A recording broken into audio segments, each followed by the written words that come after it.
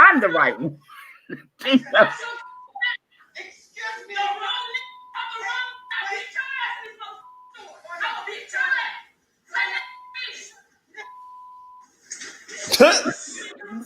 She tried it. Oh my God.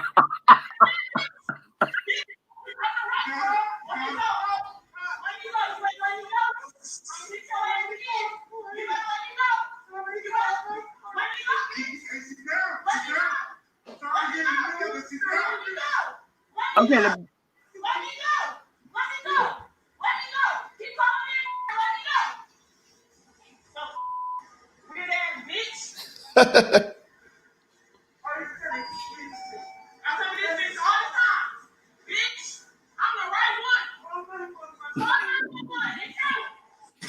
Okay, but the best part about all of this is the white man is just staying back there and let the lady get beat to death.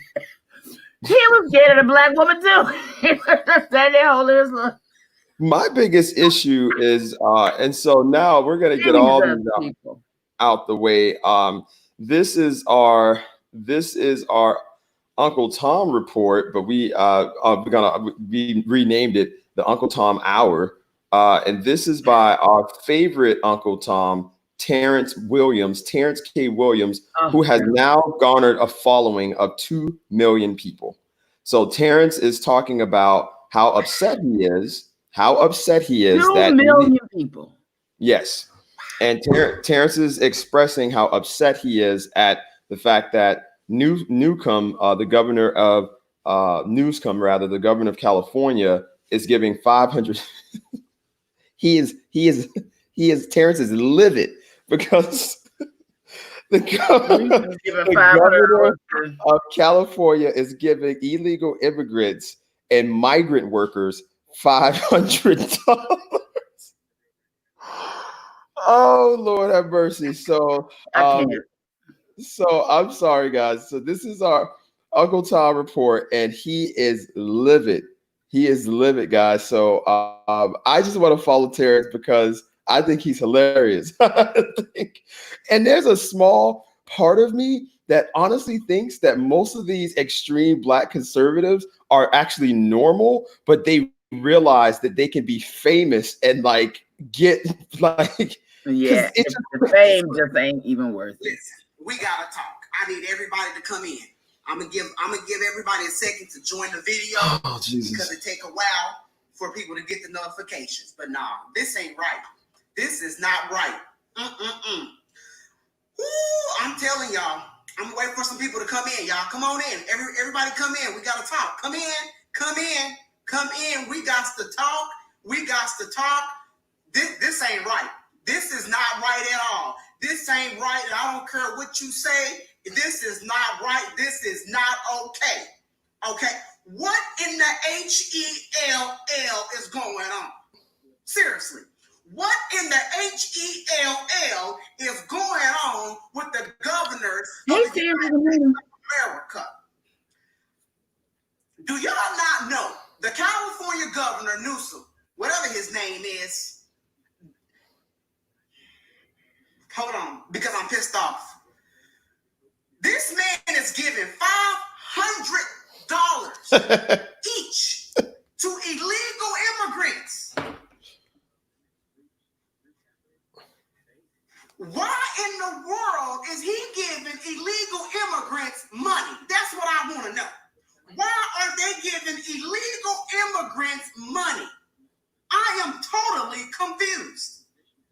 You mean to tell me that you're going to give these illegal immigrants money when y'all can't even take care of the homeless in California? I told y'all, these Democrats don't even care about the American people. They don't care about the American people, but they were sure do everything in their ability to help some criminals, because that's what they are. If you come to this country illegally, you are a criminal, and you don't belong here. But they gonna give them some money. So they saying it's okay. Basically, what the governor is doing in California is saying it's okay for people to come over here illegally. I can't with this one. It's basically saying it's okay, and it's not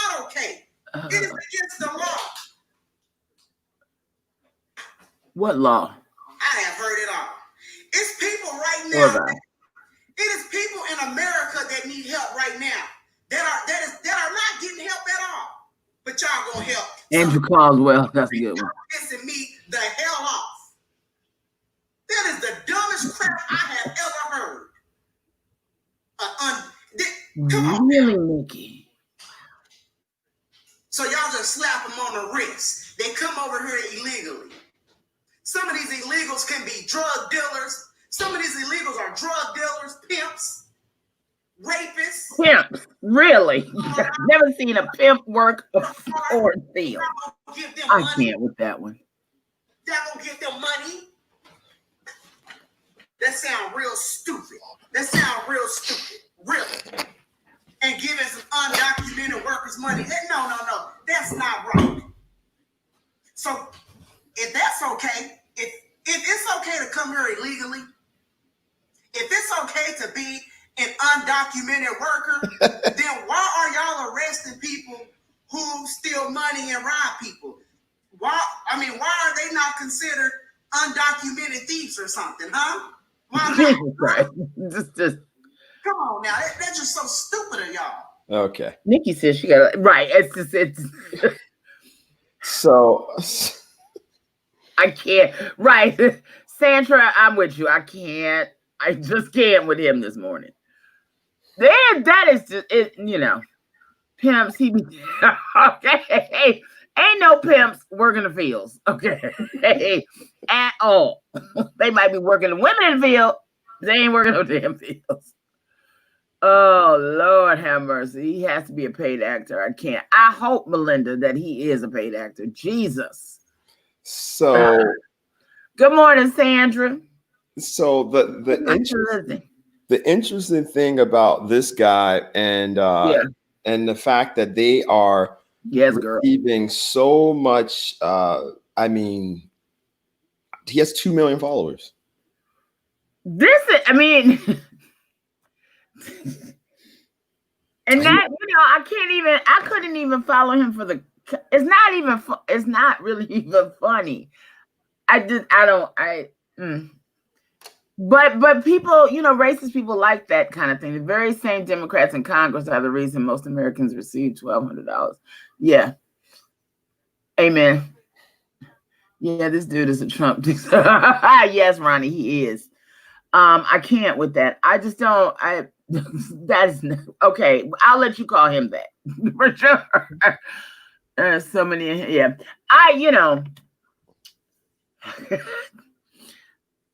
So everybody's like the same thing. It's like I can't even take him seriously. Even if it is satire, Nikki, it's like it's so just not even funny. Yeah, I just can't. That's the black friend white people mentioned. Yes, Melinda for the win today. Yes, he is. He is that black. I have black friends. That's him. That's sad. So there's some really, really good news out there, and Jill definitely talked about it. But yesterday, our conversation got so crazy off balance that I really wanted to play this video again. And I know, like I said, it was hard to watch, but we did not have an opportunity to talk about it in a constructive manner because this is a big issue when it comes to Black-owned businesses. So I'm going to show it again because you gonna show it again? Because our video was deleted. It had to be deleted. So this show was was our show deleted because that video was in it? No, someone reported us. I got to the bottom of it. So okay, we'll talk about that later. Yeah. So someone was upset yesterday, and so we're gonna have that. But this video, guys, is a very violent video. It's very unfortunate. This is a video of, but we need activism behind this video because I haven't heard anything about it, and we're gonna next week put it back out in the airways, if you will, because I'm gonna have our graphic designer do a nice flyer, and we're gonna boost it in Cleveland, Ohio, from Miami, and and we need to get this shot closed down. So this is what happened to this poor Black woman who, didn't like, her hairstyle. And we're going to get into that, because that, even though this shows something that's horrific, this is a big problem that we have in our businesses, especially in some of our more urbanized communities. So here you guys go with this. So it is very graphic. So, and this is not a morning show for children, by the way. So if you have kids watching, if your kids is watching this with you, please don't have them watch. Grown.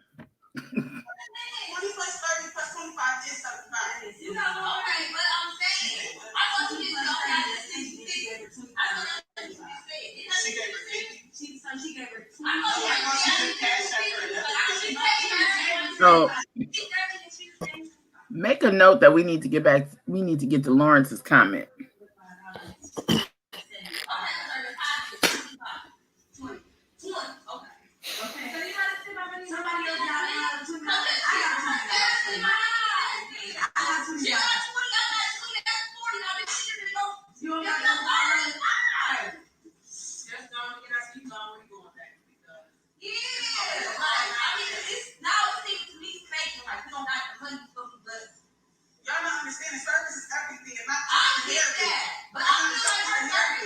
Well, y'all just stop trying to protect her. She don't care about her own hair, her own ass, and she don't want to do the right thing. What does that mean? Somebody can't. Oh my God.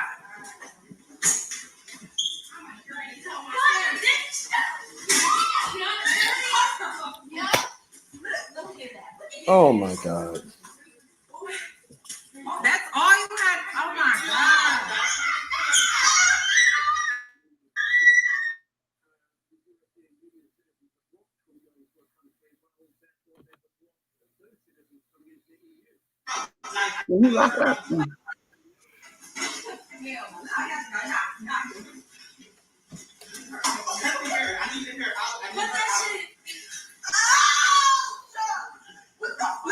That's all you had to do was just say.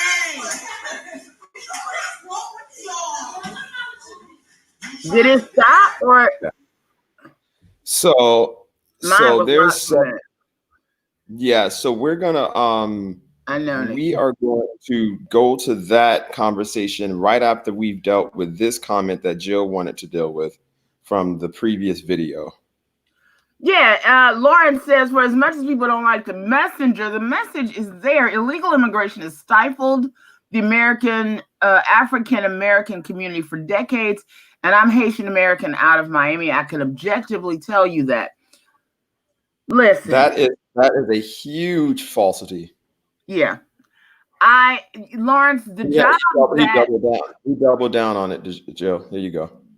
Please feel free to Google the Color of Wealth in Miami report or the 30-year retrospective, the status of Black community in Miami-Dade. And no, I didn't write it.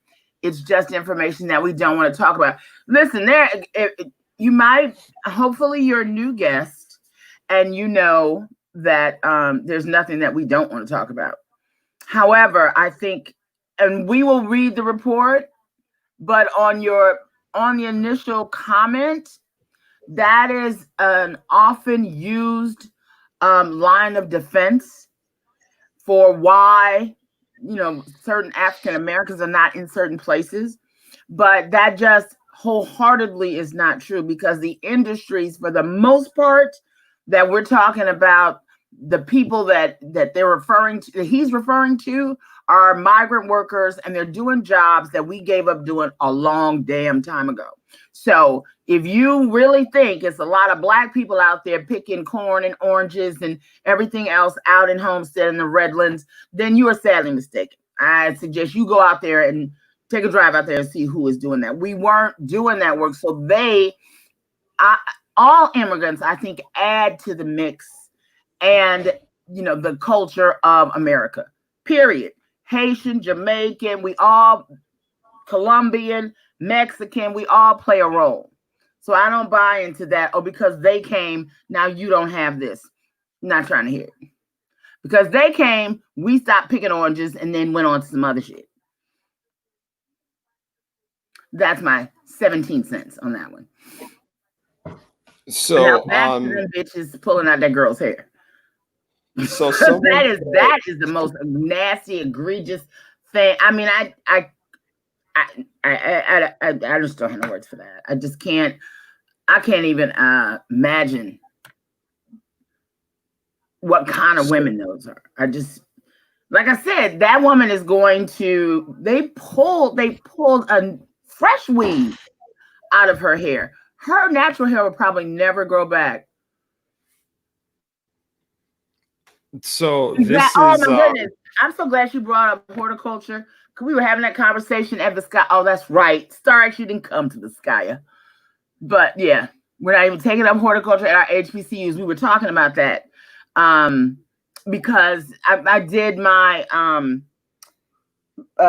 Meet Me in Miami or whatever, my Miami story talk at Vizcaya, and we talked about the fact that that is a lane that's open for us in horticulture, and some places beautiful as Vizcaya, they were looking for people to to go into horticulture programs. She's very, very, very accurate on that. So I think that this video, Brother Cross said it's a divisive tactic. And I agree with that. The conversation about immigration and Black people, I think that that video, it touched on several unfortunate realities in our race. One of the unfortunate realities is the pain of self-hatred that has been passed down generation to generation. Because I told Joe yesterday, there's no way that if I were a white woman in there, that they would have carried on like that, right? They would not have done that.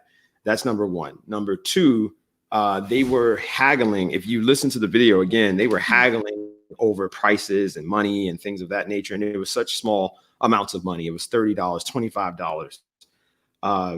And we got on a conversation about gender and gender identity because the Black brother that was there, he obviously is attacking this woman, and that identity politics and identity, all this stuff. If when you are identifying as a woman, it doesn't mean that you are a woman. And that was the conversation yesterday, and it veered off, right? And I'm not going to let that happen again. Wow, that's right. I just realized that's where that conversation started yesterday. Yeah. It went way to another direction. It went crazy, right? And so because I feel like Donnie Spikes was on, and I explained to her that I feel that the Black man is the protector of Black women. And it was interesting that and Anthony Malcolm tagged me in this thing that a couple posts on Time Magazine had these very, very culturally ethnic toned women on the cover of their magazines, and they were all Black women, and they were all by themselves, and they all had children next to them. And it was like the fight for justice. And it paints this narrative that the Black woman doesn't need protection, that the Black woman has it all together, that she can take care of herself type thing. And when I saw the brother go behind in that salon and start, when I initially saw the video, I promise you, I thought he was going to break it up. I thought he was running over there to break them up, because that would be the role of a Black man in a room full of women.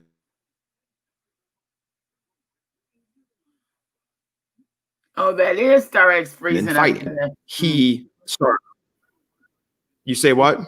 You're freezing. Yeah. Is Star X freezing for anybody else? I think I'm only freezing for you, Jill, because you're freezing for me as well. Really? But you're not freezing. You're not freezing on the actual feed. Neither am I. Oh, okay. Okay.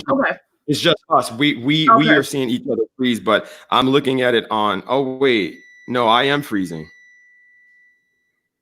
Yeah, I'm freezing. Oh, okay. Okay. It's just about. Oh wait a minute. I'm gonna go back up. I missed that Ronnie Cross comment.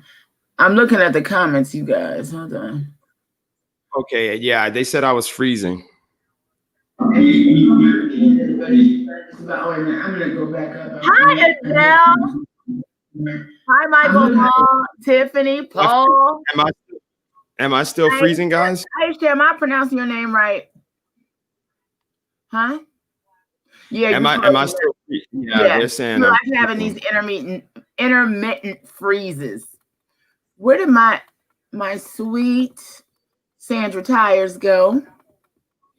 All right. The thing is that I don't know why this happens. This happens every Friday. Is it just Friday? Maybe somebody else in your community is here. I want to copy this so I can make sure I find if Mr. Lawrence Gonzalez does not send us that, I'm going to copy and paste. Okay. They're saying that we're both fine now. Okay, good. All right. So guys, let us know if we're freezing again. All right. So back to the video. So as I was saying, when we initially saw the video, one of the things that was alarming to me was the fact that the brother went and started to attack the women. And in my mind, because I view the black man as the protector of black women, and whether or not that was accepted yesterday, which was a bit interesting for me, because the conversation yesterday was pretty much double downing. And I'm going to pull up what Anthony Malcolm sent me so you guys can see it as well. Instead of him assisting, he started to attack the woman and ripping her hair. He was the one that was strong enough to actually rip her hair out of her head. And you heard that scream that she let out. That was just that was a scream that she was in serious pain. And the fact that her hair was being ripped from her scalp, I just can't even. She should sue him. They should shut that shop down. That is I can't even. That is beyond. And so violence against black women can't be tolerated, and that's why we're gonna launch a campaign to get that shop shut down from here. That was so hard to watch. And so yesterday, the conversation veered into gender identity, because my stance is that if you identify as a woman doesn't mean you're a woman, and you can't do things that women do, like attack other women or, have a menstrual cycle. But anyway, I think that I want to show you guys what Anthony Malcolm tagged me on yesterday, because this is a big issue. And the reason I say it's a big issue is because I don't like the fact that black women have to be in a position constantly of having to either take care of themselves, having to be stronger than they need to be. And that's not, that's not a good thing. And that to me, right? People keep having conversations about black women having to have this heavy load on and being stronger than everybody, which is true, but it shouldn't be that way. The black woman shouldn't have to have all of this work and stress. Okay, here we go. I'm going to show you guys this. And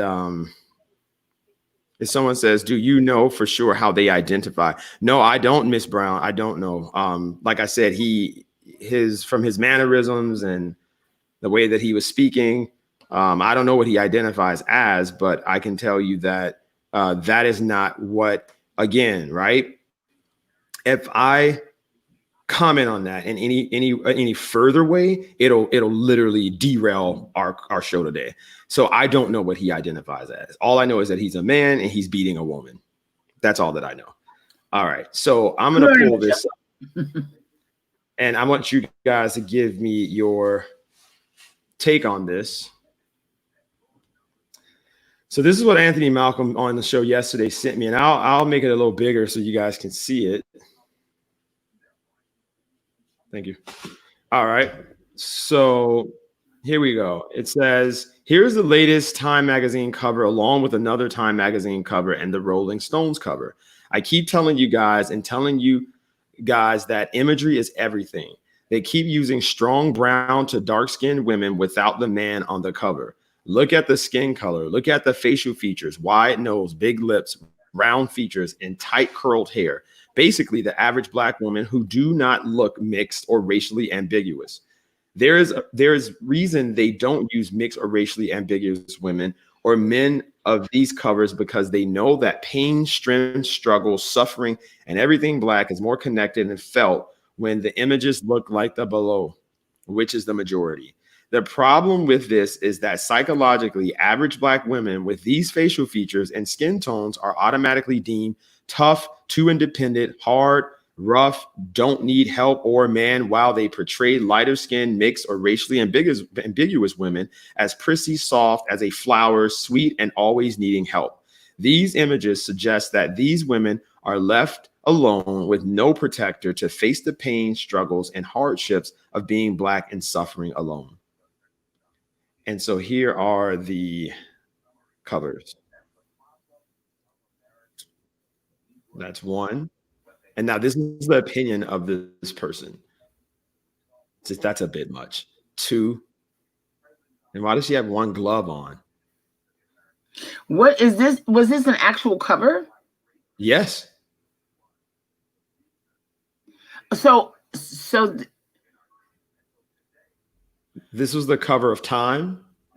Oh, I see. Okay, what was the cover before? This was the cover of Time.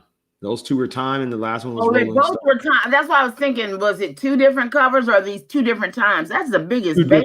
Damn. Anyway. Two different covers. Cover. Yeah. But I don't know what is this? And then the Rolling Stone. And then Rolling Stone.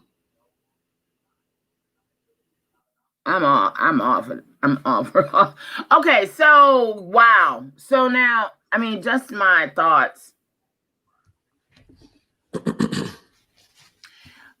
In the spirit of Harriet Tubman, typically Black women are at the forefront of all of our movements. I don't think any of us would disagree with that. And frankly, I'm quite pleased with the depiction of those women. I don't take that. It feels to me like he took that some kind of way. But for somebody who grew up with those same sort of magazines, only putting, light-skinned women or all, celebrity, not really acknowledging the average Black woman. I'm very happy and proud to see them on the cover of Time and on and Rolling Stone. I think both of those covers are beautiful. I don't know what's going on with the one glove and the baby missing, the big baby missing. I don't know what that is. But the image of that woman does not disturb me either. I mean, I'm very happy that the full range of who we are is starting to show up on magazine covers. That's about women care for babies in their role as healthcare workers. Okay, so maybe that's the glove, yeah. And childcare providers. The irony is that their Black die more often than non-Blacks, hence the whited out baby. Oh, Esther, yes, girl. I missed all of that. We may be the forefront, but we are not alone, Jill. That's the point. Right. We may be at the forefront, but we're not alone. Yep, I like that too. No, I mean, he was speaking to the image of the visual image of the women. And it's saying that, only dark-skinned women struggle, light-skinned, the Kamala Harris's, he ain't make her look like Kamala Harris. You know what I'm saying? And I like the full representation of what we look like. And that's what we look like. And and I'm proud of it. Marketing has done us like this before on diaper advertising, just a mama. Yeah, I mean, in the whole, how many do you see ads that you see where it's just a woman? And now, exactly. And now, but have you all noticed in advertising, particularly for all these new AIDS drugs, it is predominantly Black men, Black male couples on a lot of these ads, or it's a Black woman walking with a guy who's probably her brother or cousin, but they're not a couple. I'm trying to think of the one exactly that I see it 100 times a day, and they're washing a dog and some other stuff. And how many, it's less about the image as much as it is about the psychological impact of constantly seeing Black women without a man. Yeah, and being the strong figure. Yes. And at the same, and that's the dichotomy for me there, because that is the reality. It has to do it all. Work, nurture. Yep, Mark. Yep. And the fact that, so, I mean, think about it. The fact that we can relate to that in so many different ways, right? And the fact that we know each one of those Black women well. I mean, I just know that there are so few representations of us in mainstream media. To that point, did you all hear? I'm just going to sidebar for 2 seconds that Joy Reid might be taking over for Chris Matthews. She'll be the first African-American woman. And probably, she'd be the first African-American woman first African-American Black person, period, to headline a cable news show. The brother over Lester Holt over at NBC, I think would count as the first. Well, not the first, but he's on. But Joy Reid is slated to take over for Chris Matthews, and that's huge. Okay, sidebar. I mean, and look at Joy. Case in point, Joy Reid checks all the boxes. I think. Are you moving? Let's see. Propaganda from the white gaze. Listen, if anybody, I agree. All my sisters know that the white gays are our friends, honey. The white gays ride for us. I don't know about y'all, but the the white gays ride for Black women. I'm here to tell you. Listen, this is my issue with that. I agree. I agree with the brother who posted that. Number one, give Black women with those features the same romanticized representation when you're discussing beauty, when you're discussing femininity, when you're discussing all of the things that makes a woman delicate and makes a woman a woman. It's not until you are discussing these rough, downtrodden, painful, service-based struggle that you start slapping Black women looking like that on the cover of a magazine. But whenever you want to talk about being delicate, being beautiful, you don't see that. You don't see Michelle Obama, right? You don't see that. You'll put so that's my issue. You don't see, and so it was so hard, and the media had to come to terms with that, how they were treating Michelle Obama, because they were painting her in these unflattering. They would put her in these unflattering situations. And I would see constantly these very unflattering pictures of her until whatever PR team they had started doing work, and they start showing another side of Michelle Obama. And I remember whenever there was, and it's sad, right? And so that's what the brother is saying on that magazine cover. I want to see our dark sisters painted in the light of beauty. Look at how they treat Serena Williams. They draw her as an ape. And then finally they start saying, okay, we can see the beauty in Serena. And then she went to a white man, because at the end of the day, that fetishizing, and a lot of people think that, like, when they see interracial couples, there's a situation so crazy, right? This guy was Italian, and he was married to this Black Cuban woman. And this Black Cuban woman had said something almost racist to me. And I'm looking at her like, whatever. And the guy ended up being a racist, divorced her. And, the idea of that marriage was based off him fetishizing and brutally, like, living out some sick, fetish. And they ended up getting married. He revealed that.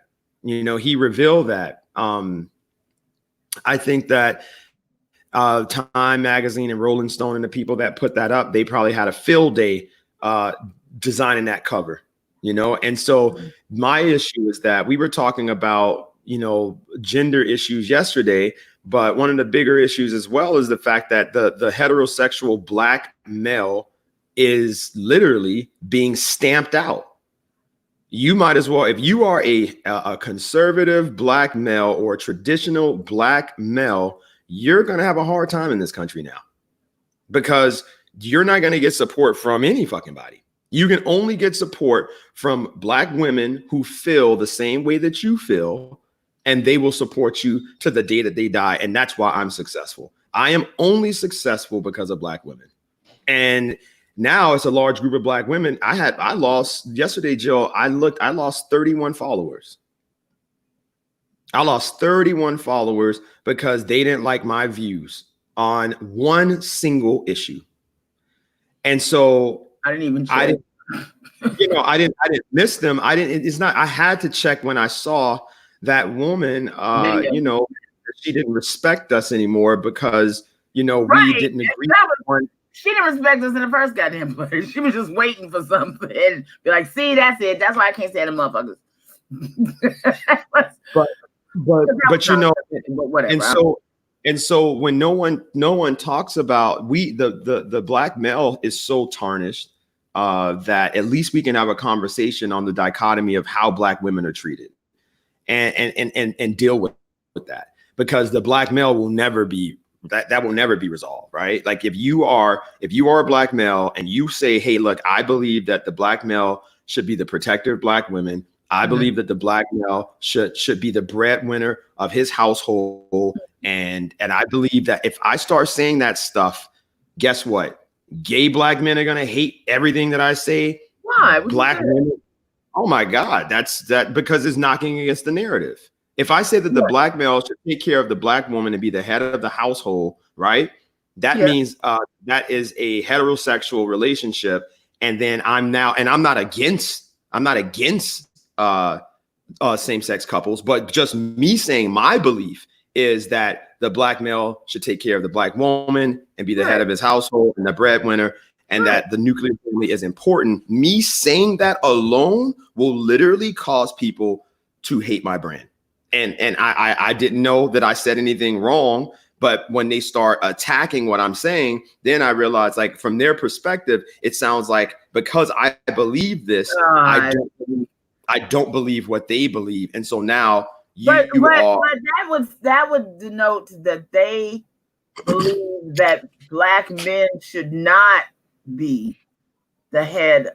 I don't follow that train of thought, because gay men they don't think that they should be the head of household for Black women. I don't understand that train of thought. Tell me where you dropped off. That gay men would think, if you said that Black men should be the protector of women and the Black family, that's somehow an affront to gay men. No, I don't think it's no. I'm telling you what I've gotten. I'm telling you what I've gotten from folks saying when I used to do my rants in the morning, I used to have literally people would say, that's not true. What about same-sex couples? What are you saying about same-sex couples where there's two women or there's two men? If there's two women and there's no man there, then what are you saying about that? And that's when it became problematic for me, because that's right. But you went into that conversation. I would not tie like gay people saying that Black men should not be the head of household of their families. That is no. So I'm explaining it. I'm sorry. I'm giving you the background now. So I gave you that conversation, and then I was attacked because they were like, well, what happens when it's the same sex household? Like, what are you saying? And so I was like, okay, that's not what I'm saying. And then I'm trying to explain it, but because that person was just that same lady, that's like this older doctor lady, she went bananas. And she started telling me how her son's gay and all this. It was just like, lady, I didn't say that. And so then when she went crazy, then the son came on there with her, and I was like, Jesus Christ. So I just realized, like, it's almost impossible for you to be a traditionalist in some respects, because if you say something that you believe, you can just be attacked and then you just go into a shell and you don't share your views or anything because that view will be attacked. All right, so let's go to some comments. Life for Black women historically has been hard. Oftentimes, they've had to wear many hats, thus not having the personal time to feel to even feel romantic. If she works out of the home, she had to slay dragons, stay work. Then she comes home and has to take care of children. If there's a man at home, by the time she gets to him, she's tired as hell. I believe that's where the tough moniker gets ascribed to our women as being tough as fuck opposed to beautiful and girly. All right. Just say Black men who are in relationship with Black women should. Thank you for policing how I speak. I appreciate that, V. We all saw the nuclear family growing up. Why would gay men oppose that? Yeah, we just dealt with that. I had to explain that better. That was not what was meant. Okay. I understood you yesterday, but I think folks were thinking and misunderstanding that you said your wife can't work. Oh, okay. Yeah, but the reality is that you have women that are okay with financially going to have their households and the husband teaches and care for the home. It doesn't make them less of a man. It doesn't make the woman less of a woman, right? If the roles are reversed, it doesn't the women less situation with having. I agree. So what'd you say, Joe? Huh? You're freezing up. No, what I was saying was that oh shit. Okay. You were saying no, what you were saying was, damn, I wonder what that is by his. It's definitely something by your house. V said, just say, I'm not addressing same-sex couples because that's not my reality. I'll leave that to same-sex couples to determine who should be the protector, the provider, etc. Yes, Starks, you need moderators and block folks that stir confusion. This is all part of the movement to eliminate the Black family. Well, you know, I mean that's. You know, I could agree to some measure, Mimi, but we are in no threat of having that happen, because even when we don't have our nucleus families, we create families from our girlfriends, our good gay friends, everywhere. We always seem to find community and create one wherever we are. So. And I think that is just in our DNA because we always had to, you know, from the time we got split, families got split up and sent to different plantations. You know, we view each other as family, and families fight. I mean, you know, you need to understand that you're not talking to them. Yeah, Tiffany. Exactly. Yeah. Exactly. I mean, it's just incredible. I think that this Ms. Ramos said, that's the problem with the thought process of many people. Like, you can't believe two things to be true at the same time. Black men can be the head and same-sex couples can also live their lives and be happy. It's simple. Yes, Elena Ramos. Thank you. V said, just say I'm not. Wait, she's telling me what to say. Again? Wait. I think maybe you're seeing that again. Okay, yeah, she's policing my words again. So okay, V, I need to just say Black men who are in a relationship with Black women should. Got it. Okay, then I need to hire V. Need to hire V. And then she said, just say I'm not addressing same-sex couples because that is not my reality. I'll leave that to same-sex couples to determine who should be the protector and provider. Thank you. That's exactly what I meant in my brain. There you go, V. Yeah.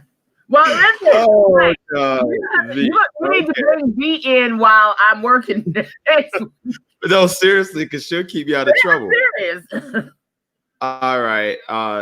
Someone said this is all a part of the movement to eliminate the Black family. About them.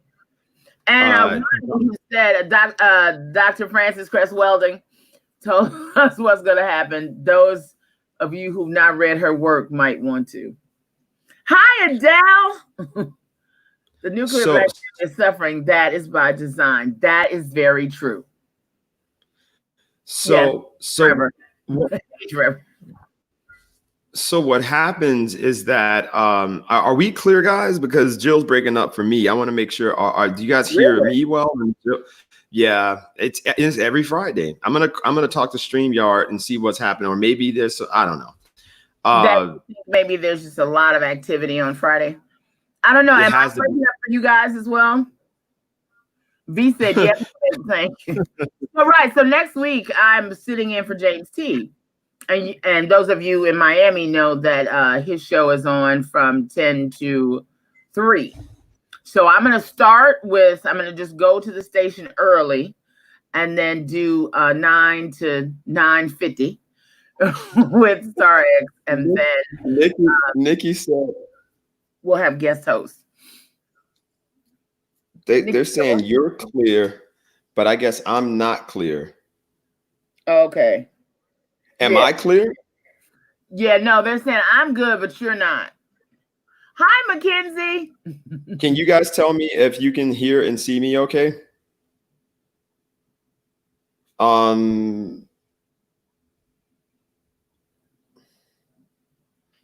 We have to be so careful on how speak to many people not to offend them. It's scary. Yeah. Okay, cool. They said I'm fine now. Yeah, I mean the delicate nature of folks now is so ridiculous. I mean, it's to the point where you can't fight white supremacy if you get rattled by a comment, and that's the thing. Like, we have to be stronger than that.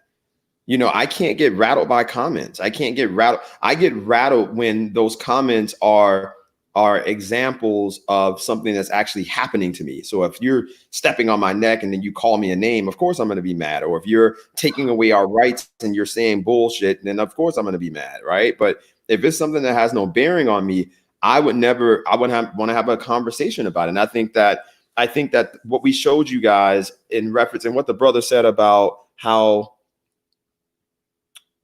what happened, Jill? Okay, I don't know what happened. Joe's got to come back. What the brother said about the Black woman having to go to work and having to take on all of the burdens of the household, allowing her to be delicate and feminine becomes an issue. And so yesterday we were talking about that, and Donnie Spikes was very informative on, how the Black woman, or how the woman period, if she wants to be the breadwinner of the household, that she should be. And so my issue is the fact that the media, specifically publications and specifically shows that we see, you see a massive decline of how the Black woman is portrayed to be beautiful and delicate. That is my issue, right? And it's like no one's really addressing that, because at the end of the day, that's what makes a woman a woman. If she's always having to work and struggle and put the world on her shoulders, it's very hard for her to be anything else besides tired. I just don't. Well, you know what? And see, I think that that's part of the.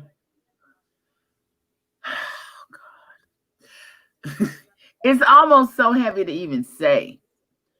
What's that? I think that I think when we're in the shower, and we are getting dressed and putting on our smell good and doing our face, doing the whole thing, like I'm feeling my whole feminine complete self, right? And that's who I'm about to walk out in the world as. But then when I get out in the world, like all the problems of everybody expects me to fix and address everybody's fucking problems.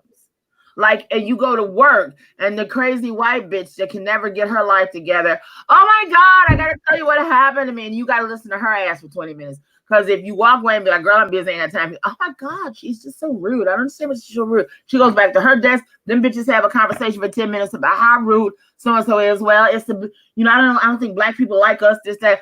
You know what I'm saying? Now I gotta go diffuse that shit. And here come HR. Well, why did you cuss? Now I done cuss the bitch out. No, okay. I'm not even at noon. Then I got to go deal with my boss who does not, and I'm not saying my particular, well, I mean, we've all been through it. It applies to all of us. I got to deal with my boss who didn't like something I wrote or whatever. And what are you trying to say? I said what the fuck I'm trying to say. I did not put it in another language. Then I got to go out. Oh shit, my tire's flat. Okay, well, yeah, I don't have a husband or my man to call to come fix this shit. So now I got to deal with that. Oh, and my mama needs something. Shit, I forgot to get my clothes out the cleaners. I got to feed them damn dogs. I got to go, and now I got to go back. So by the time 4 or 5 o'clock hits, let's say I do have him to go home to. By the time I show up in the house, I'm like, nigga, please, just let me take a shower and have a drink. Then we can have a conversation. You see what I'm saying? Anybody who can deal with that, please, amen. That is who, because we walk out into the world and everybody expects us to be Jesus, Mother Teresa, Savior of all, Mammy, maid, every damn thing. And it's hard and it's heavy. When I was just in the shower, I just wanted to go out and be the pink, pretty little soft girl that I feel like today. But the world won't let me be that. You know what I'm saying? So that, I mean, there are, I'm sorry. Yeah, let me get, that's exactly the point. The psychological impact extends beyond our self-view. The world looks to us to be strong, so we are therefore never looked at as soft and feminine, worthy of protection by anyone. Thank you. Our men, our children, our coworkers, strangely nobody. Yep, that's it, Elena. Boom, done. That's that one. So if your man husband's working too, he couldn't help you, call AAA. Exactly. But well, how did we get here? Because Starks was talking about how, you know, it's hard for women to be, Black women to be soft and feminine. And I said, you know, the reason why is because the world, you know, the win, and with some of us in so many places have taken on, I'm a strong Black woman. You know, you know how your friends say, well, I have a good Black male friend who always says, girl, you strong, you can deal with it. So what am I gonna say? No, I'm not strong. You know, it's like, but I don't want to be that right now, nigga. I just want you to say, look, I got you. I'm gonna help you. I got this. But see, Jill, that moment, I don't want to just have to always be fucking Superwoman. So that's what that's what I was saying yesterday, right? And that's when Donnie went and was like, no,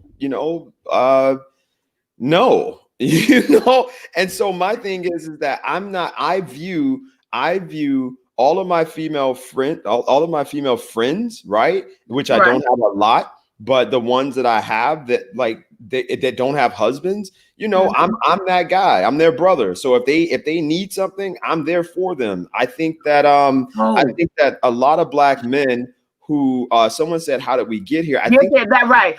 I just understood now what Mimi was saying. No. I got what she was saying immediately. How did the Black woman get there? That? And I think that you saw it with Harriet Tubman, right? I was gonna say, yeah, Harriet Tubman, she set the standard for literally how a Black woman is perceived. And so that strength, that appearance was something that people, I think the mammy, you know, and that's why Gone with the Wind, everyone was asking me about what I thought about that. And I was like, yeah, that get rid of that shit. And so the thing is that this idea of either the very, the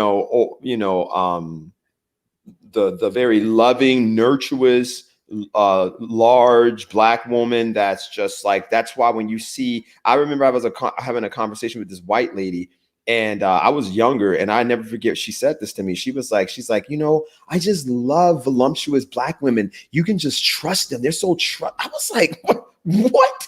Like she literally said this to me. And so in my mind, I'm like, she's like, no, she said, beautiful, voluptuous Black women are so trustworthy. They can keep all your secrets. She's like, blah, blah, blah. And I'm just like, this lady literally just told me I love mammies.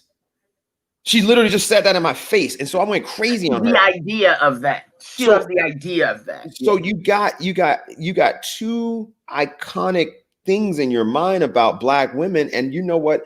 I have been I'm going to be completely honest. I have been the source of stress for some of especially Felicia, my business partner. And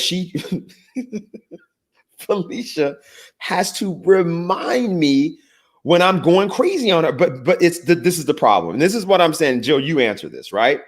Felicia is a businesswoman. She is very successful. So in the business, sometimes because I'm not a chauvinist, I don't treat her at times, especially when we're in business discussions or heated arguments. I would never be disrespectful because I recognize she's a woman at all times, but I don't stop piling her with problems. And so I'll call her, and this is where I had to learn from her and I can share her story because she's very public about it.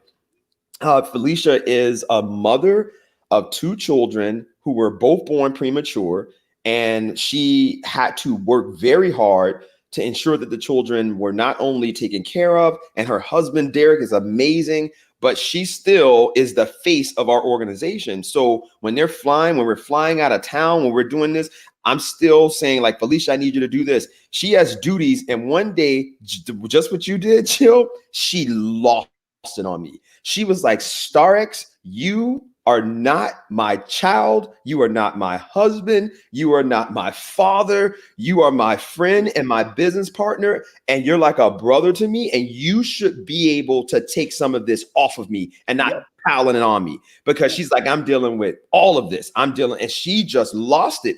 And when she lost it on me like that, Jill, not only did I feel like I was dissolving, like all of my like everything I'm made of was being ripped apart, melting like ice cream. Because it was so crazy. Because I literally was like, fuck. I was so what's the word? Like I was inconsiderate, because I wasn't considering, like, Starix, you are a single male who is raised. Granted, you're raising your nephews, but that's not a big deal. It's not a big deal as far as your stress level, because you always have the option. You got an option. She doesn't have options, right? So she has to literally go deal with these rich white people, raise money, which I have to do as well. But now she has to deal with the whole sister girl thing. And so when she went crazy on me like that, that was the first time I ever conceded. And I was like, you know what? You're right, Felicia. And I apologize, because she demonstrated that, and she still has to remain feminine on top of that. She still has to make sure, like, I couldn't imagine that. And then she said all that. She was like, we got to get up and make sure we look presentable. Because if you wear the wrong thing, you're going to get this person saying this shit. And I was just like, damn, like, that's the shit men, we don't have to think about. This shit I'm wearing right here is what I fucking am going to go out into the world with. And my beard's not trimmed, my dread's not retwist, and no one's going to say shit about me. And if they do, I don't give a fuck. But if I were a woman, it would be an impossibility. It would be an impossibility for there to be a hungry Black woman if she wasn't someone that was, I don't know, because they would say, like, oh, that she eating too much and that's unhealthy and blah, blah, blah. They would attack her. There's no woman, there's no way she could be the hungry Black woman. That just couldn't exist. No. Because, So, and two, I think that it was a great analogy. And notice you said white lady and then said Black woman. Sometimes we have unconscious thoughts about womanhood. Woo, Stephanie, come through, girl, through. So I think that the Black woman, for me, it's actually the opposite for me. I respect woman more than lady. I think lady is superficial and artificial. But if you look at it in the dictionary, they're more soft and feminine traits appropriated to lady. That woman gets more, I don't, what is the word for work that, but anyway, woman has more power to it. Lady is more dainty. We'll just say that. And Stephanie, but see, and you're right, Stephanie, that's a high five from over here, girl. I wish I had something else. I'll throw some flowers at you. But it's very, very true. So true. I don't always want to be a superwoman, and have found many black men to be unreliable, but I don't give up on a black man. I just need to attract better black men. Amen. Amen. Could it be that women have now ascended the ranks in traditionally male-dominated careers and now have assimilated those traits that the role dictates as acceptable and necessary? Well, you know, they are only traditional male roles because of the traditional dismissal of women to be able to handle those roles. We just talked about Harriet Tubman. She damn near saved the race, but nobody would have ever said that she was going to be able to do that. So that's a combo of those mammy best friend sidekick stereotypes. Maisha, I could go there, but we don't have time. It's so hard when so many black boys are walking around in black men's bodies. Ooh, V, you said a mouthful. We kind of talked about that yesterday. We talked a lot about that actually yesterday. I just cannot believe that show got that. It was so much. We dealt with so many really, really real stereotypes, and these black boys walking around in black men's bodies and how they matriculate when they don't have nothing to offer but 7, 8, or 9 inches. So you know exactly what I'm talking about. And guess what, Jill? That was our least viewed show. Well, it got cut. No. I'm talking about as far as the engagement. People dropped off of that show the most because they didn't. No one wants to get down to the issue of why the black male, right, is considered just what you said, and then that's a problem. But anyway, that was I learned a lot from that show, from the women that were on the show, because we as black men, to be honest with you, you see what you said, it's just like if it's just that 7, 8, 9 or whatever, we feel as black men, if you are a black man and you have a large part, you are going to not work hard because hey, that's all they want. And so then the women are like, wait a second, I don't want that. And then we that's not all I want. Right. Mm-hmm. So now these black men that are growing up, there's so many black women that that's the biggest thing for them. I'll go on my timeline and that's all I'll see is this.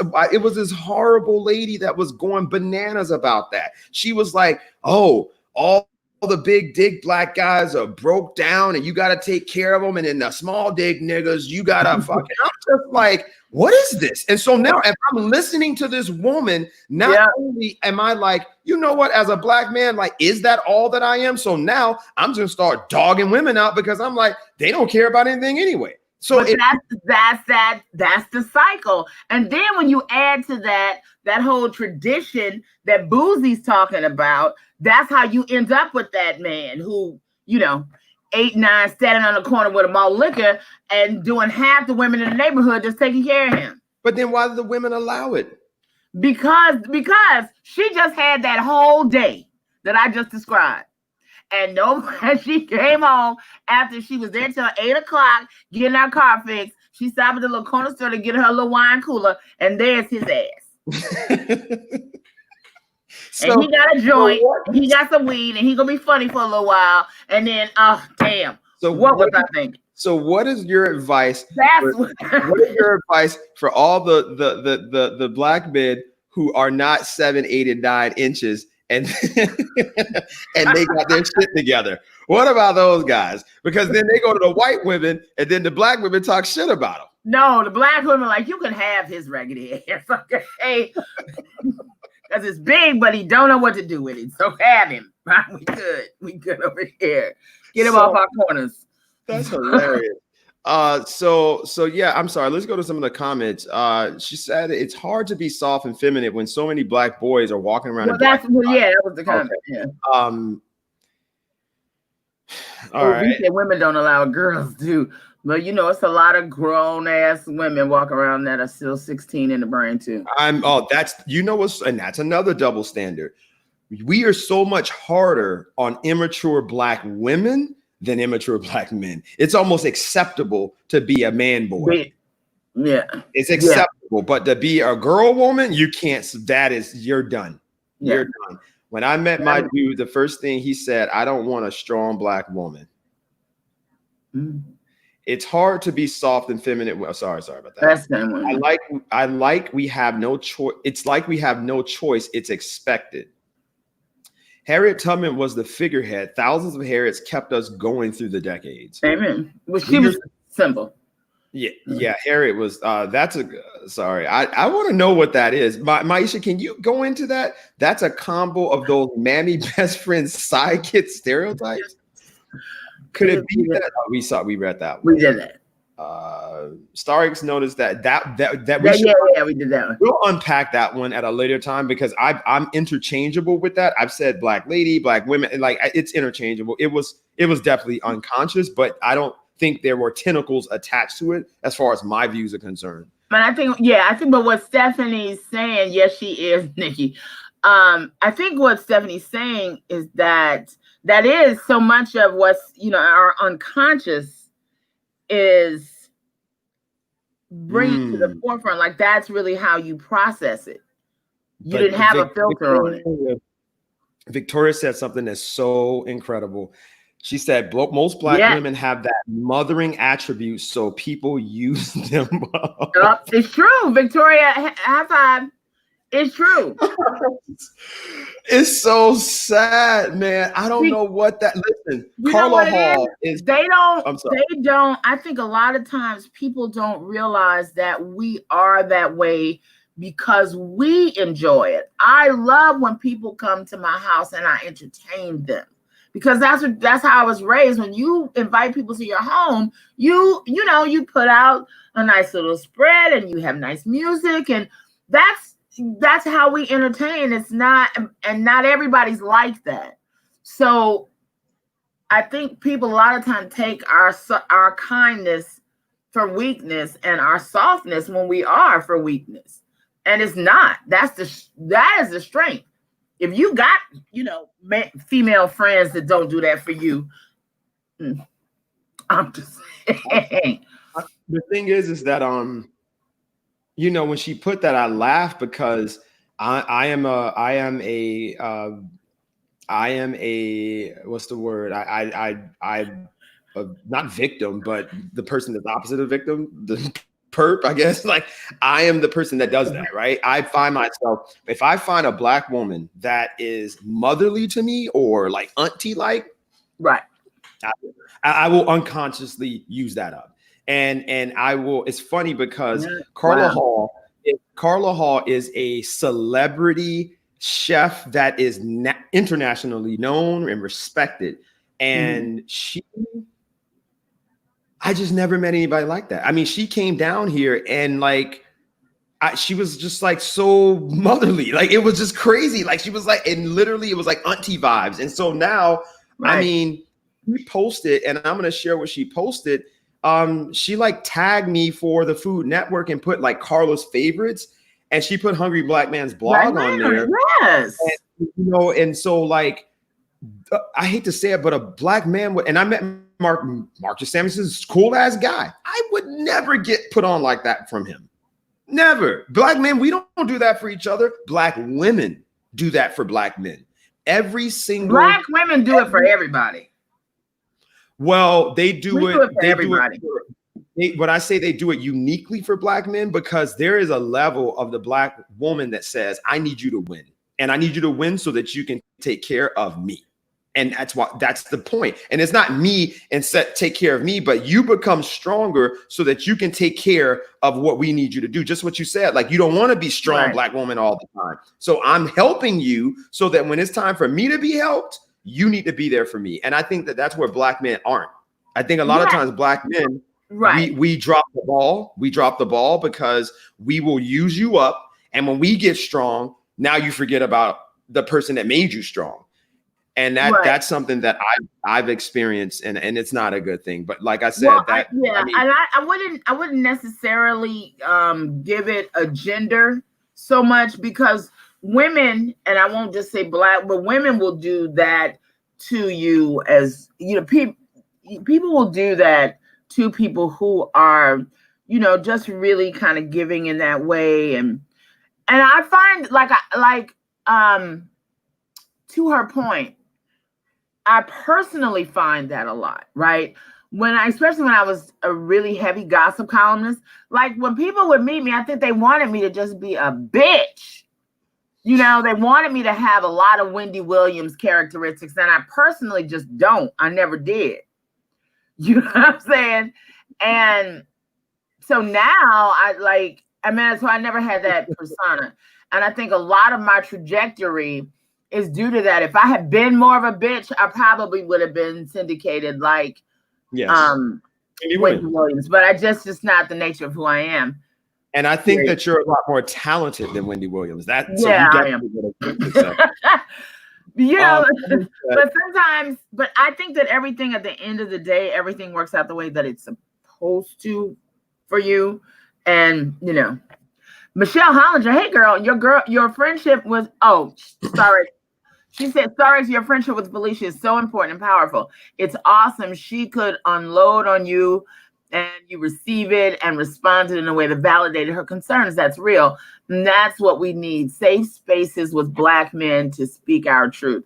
Thank you, Michelle. That is amen. High five. And Michelle's another one of those, you know. She really is. No, sisterhood. Oh my God. You should have Michelle come on next week. One of the days while I'm over at 10 next week, because Michelle, I would love to hear her talk about her experience with sisterhood, her publication and her conference that's coming up.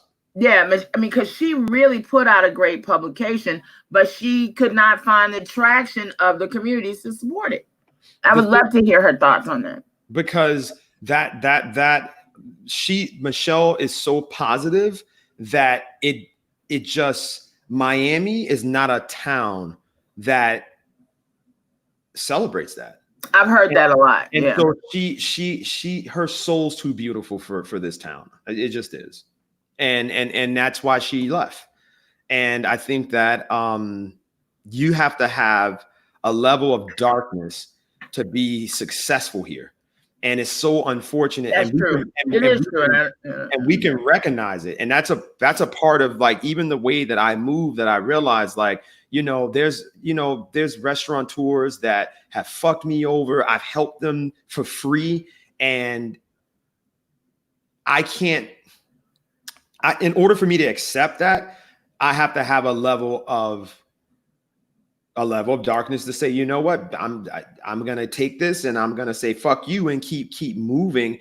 And that energy is negative. That's a negative energy, because I should be able to have a conversation with them, process that, understand what went wrong, go and move forward. But instead I take that anger or whatever and I fucking ball it up and store it. And that's not good.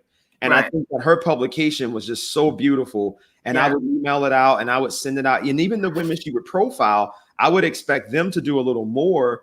Like when you were, I think you were profiled, right? Mm-hmm. And like you saw Jill's cover everywhere because you were tagging, you were sharing, and so all of the women that she profiled, they didn't do that.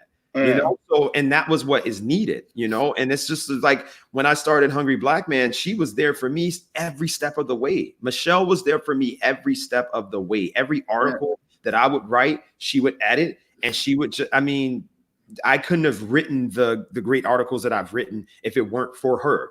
And so because her energy, like that's why I do everything in kind. No one pays me a dime for these reviews, and they get crazy money from it, so that's my contribution to my people, but that's a whole nother topic. But but it's reciprocal because it comes back to you from somewhere else. Oh, I'm sorry, Queen Victoria, it's deleted. I don't know why you didn't just take it down. He deleted the damn. The thing is that I knew, and I told people that yesterday's show, I don't like talking about that stuff because you get people so angry and vindictive, and it makes me and that's why I don't like talking about it, because that subject area causes people to go crazy. But then when you speak badly about your people globally, those same people won't say shit. But now you talk about their sexuality. But then you talk about their race and they're fucking. They don't care. Yeah. But then on the flip side, they'll go, that same person to go, well, the race doesn't care about me. And it's like, what? Anyway, so I couldn't deal with that. Yeah. I couldn't deal with that. All right. We can do Maisha. That's not the only thing we want. Don't take one woman's opinions about a man's penis. Okay, well, then you guys stop posting about it. So like that's what you, if you are, put it like this, ladies. If you are a lady and you post about penis size or you discuss it and it's a black man that heard that and he has a big penis, he is going to not do anything else besides try to fuck you. And once he fucks you, he's going to move on. Because if I know that that's what people are talking about and that's what you're like, I don't know, like. Well, and like I said, I mean, that whole conversation started yesterday because somebody said something about, you know, I don't know what it was, but it came to the point that those, you know, those guys it was professional black men and broke niggas. Basically, that was the Jill hit it on the dot though when you said that most successful black men have small penises, right? And they don't, you know, but they got money, and a lot of those, you know, which one with a Colt 45 is down to his knees. Which one? That is how he. And then I was saying that the boozy piece plays into that because he 9 times out of 10 has been conditioned. His daddy got him a prostitute when he was 13. So his whole idea of sex is messed up. And so the first time he had a girl, it was like, oh my God, you're so big. Then that's it. That's all he got to be now. He just got to know how to throw that. And then listen to a lot of the rap that's in that genre. That's all they talk about is how big it is, how I'm going to knock you out. Women, guess what? Women, I'm sorry, women perpetuate that same notion. And so now that's all that you have to focus on. You just have to focus on being good in bed or having that guy. We're just talking about that. I am saying to you that as a man, that's what we are told. Well, y'all are obsessed with your penises. You sit around, you jack off all the time, you look at them like they're gonna go somewhere. I mean, we're just not women. You don't find women just sitting around looking at their breasts and be like, girl, oh God, I wish they were bigger. I wish they were smaller. My areola is doing this. We don't talk about that kind of shit at all. Because ever. Anyway. We're not getting down. We're not going down that road. All right. Black men shouldn't expect women to not be the SBW. What is that? Strong black woman trope. Oh, if they can't cater to those needs, i.e. being here to save the day whenever we need it. I see Starks as my internet nephew. Oh, man. Michelle's the best. Love you too, Michelle. I am not from Miami, and I had to give up trying to save you. Yeah. No, you can't. Girl. I can never give up. You know why? Because I am going to be that black guy that, God willing, if God grants me long life or even moderately long life, they'll name a small park after me before I die, and it'll be like a 900 square foot plot of land, very small, and a bench. And maybe this show will go dummy and it'll be named after me and Jill. And then it will be the fresh squeezed bitch. And that will be, speaking of that, guys, as we transition to a more professional show, remember, this is our trial and we're going to be transitioning to more of a professional show. Yeah. But what we need you guys to do is share, right? And then we will probably do a very small crowdfunder just so that we can see the actual interest in the show, because we definitely have to be able to pay for this stuff. I mean, streaming, all of this stuff isn't like free. So I'm like literally getting it started. Jill's been a great, it's a lot for us to get up in the morning when we don't have to, because we don't have jobs. So, I mean, Joe has a job. But we don't. It is very time sensitive. Well, no, I mean, I do it because, you know, I love it. This is my life. I've been doing this all my life. I went from a writer and I just kept the trajectory. And I think you made the point earlier. The one thing that kind of makes me a lot different is I started doing this for free, right? And I used to stalk Steve Ivory at Black Beat magazine, and that's how I got my first article published in a national publication when I was 16 years old. And so somewhere in my head, that's how I matriculated through the world. Like, I'm going to stalk you until you see me. And so my whole game was different. I didn't, a lot of people come in and they are like the star child. I was always the star child that, if she would just listen to me, she would, she could go so far. It's like, no, because you are trying to take me where I don't want to go. So I don't mind taking the long way, but I'm gonna get where I want to go, and I'm gonna be very comfortable, and I'm gonna be very strong in my space. That's what it is, not necessarily comfortable. And it's interesting because the kids that I'm teaching for summer school, that's really what I'm working with them on. Who are you, and what are you willing to give to the world? And if you can leave high school with that grounding of who you are, the rest of it is gravy. You know what I'm saying? And I think there's so many, we don't concentrate on making really strong people strong in who they are, their faith, and not to be shaken by money, by men, women, none of that, off of what you want in your life. And be willing to make those sacrifices. Yeah. So, it is what I do it because I love it. I love it. Anytime I beat Star X, like, I'm sitting here at 9:00, like, okay, let's go. And anybody else in my life can tell you I'm late for every damn thing, but I'm never late for work, ever. Yeah, I had a big problem with being tardy in my professional life. And I remember my interview when I got one of my highest positions, they asked me, I was very honest. I was always very honest. And that's why I think I always got those jobs. They would ask me, like, what are your strengths and weaknesses? Yeah. I would tell them I'm extremely disorganized, but I'm effective. And I'm non-traditional, and I have a problem with punctuality when it comes to coming to work, not assignments, but coming to work on time. So I value the ability to be able to work off premises. And a lot of times I wouldn't get jobs from that, but most of the times when I got it, it was perfect because the boss immediately was like, when I went and I would speak to city managers and they would go, you were the first person to ever be completely, because I'm like, I need you to know everything about me before this kicks off, Right. So you're not surprised. Starks for supporting Black businesses and offering in-kind services. I have learned about many businesses from following you. You will be blessed in other ways. Thank you, Queen. Always. Yeah. What's up, Anthony? Yes, we are. Julia. I'm actually technically crazy, and I know that people that have mental health problems don't like that term, but I kind of am. Julia's doing great work out there too. The womb obsessed with. That's not true. That's why those dudes in dick pics like their business cards. Thank you very much, Mackenzie. It's so true. It's true. It's true. Yes, didn't know her personality, but we're a part of a family. Mark, I'm sorry. We have to learn to have tough conversations and not be so emotional when someone doesn't have the same belief. I can love you, support you, and defend you regardless of your life. Thank you, Mark. Amen. Jesus Christ. You think that they would ever believe that? No.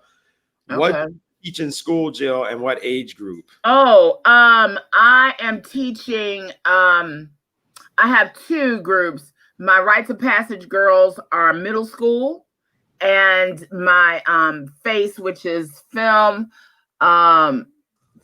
acting, computer science, and entertainment. I might have one of those wrong. They are high school kids.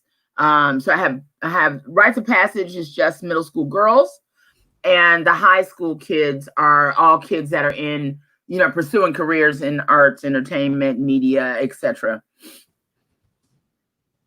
So, because we were hungry. That's right. No, and that's why, and she's right.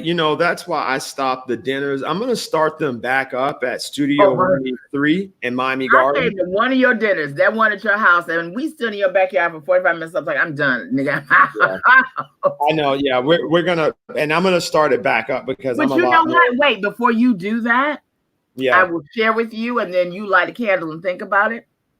Okay. During this quarantine, I realized that, man, Betty Wright said to me years ago one time, she was like, baby, you too talented to be that late. Right? And I was like, it didn't really sink. But in all this whole time and thinking about her, because I was blessed to have a last interview, at least locally, with Betty, I realized that I am late like that to shit that I don't want to do in the first place. And a lot of times it's gigs that I've taken for the money, but I really didn't want to do them, but I needed the money, so I did it. And so in this time of reflection, where I just don't have to be nowhere, I mean, I didn't have to be anywhere for like 90 days almost. I realized how detrimental it is to do something that you don't want to do.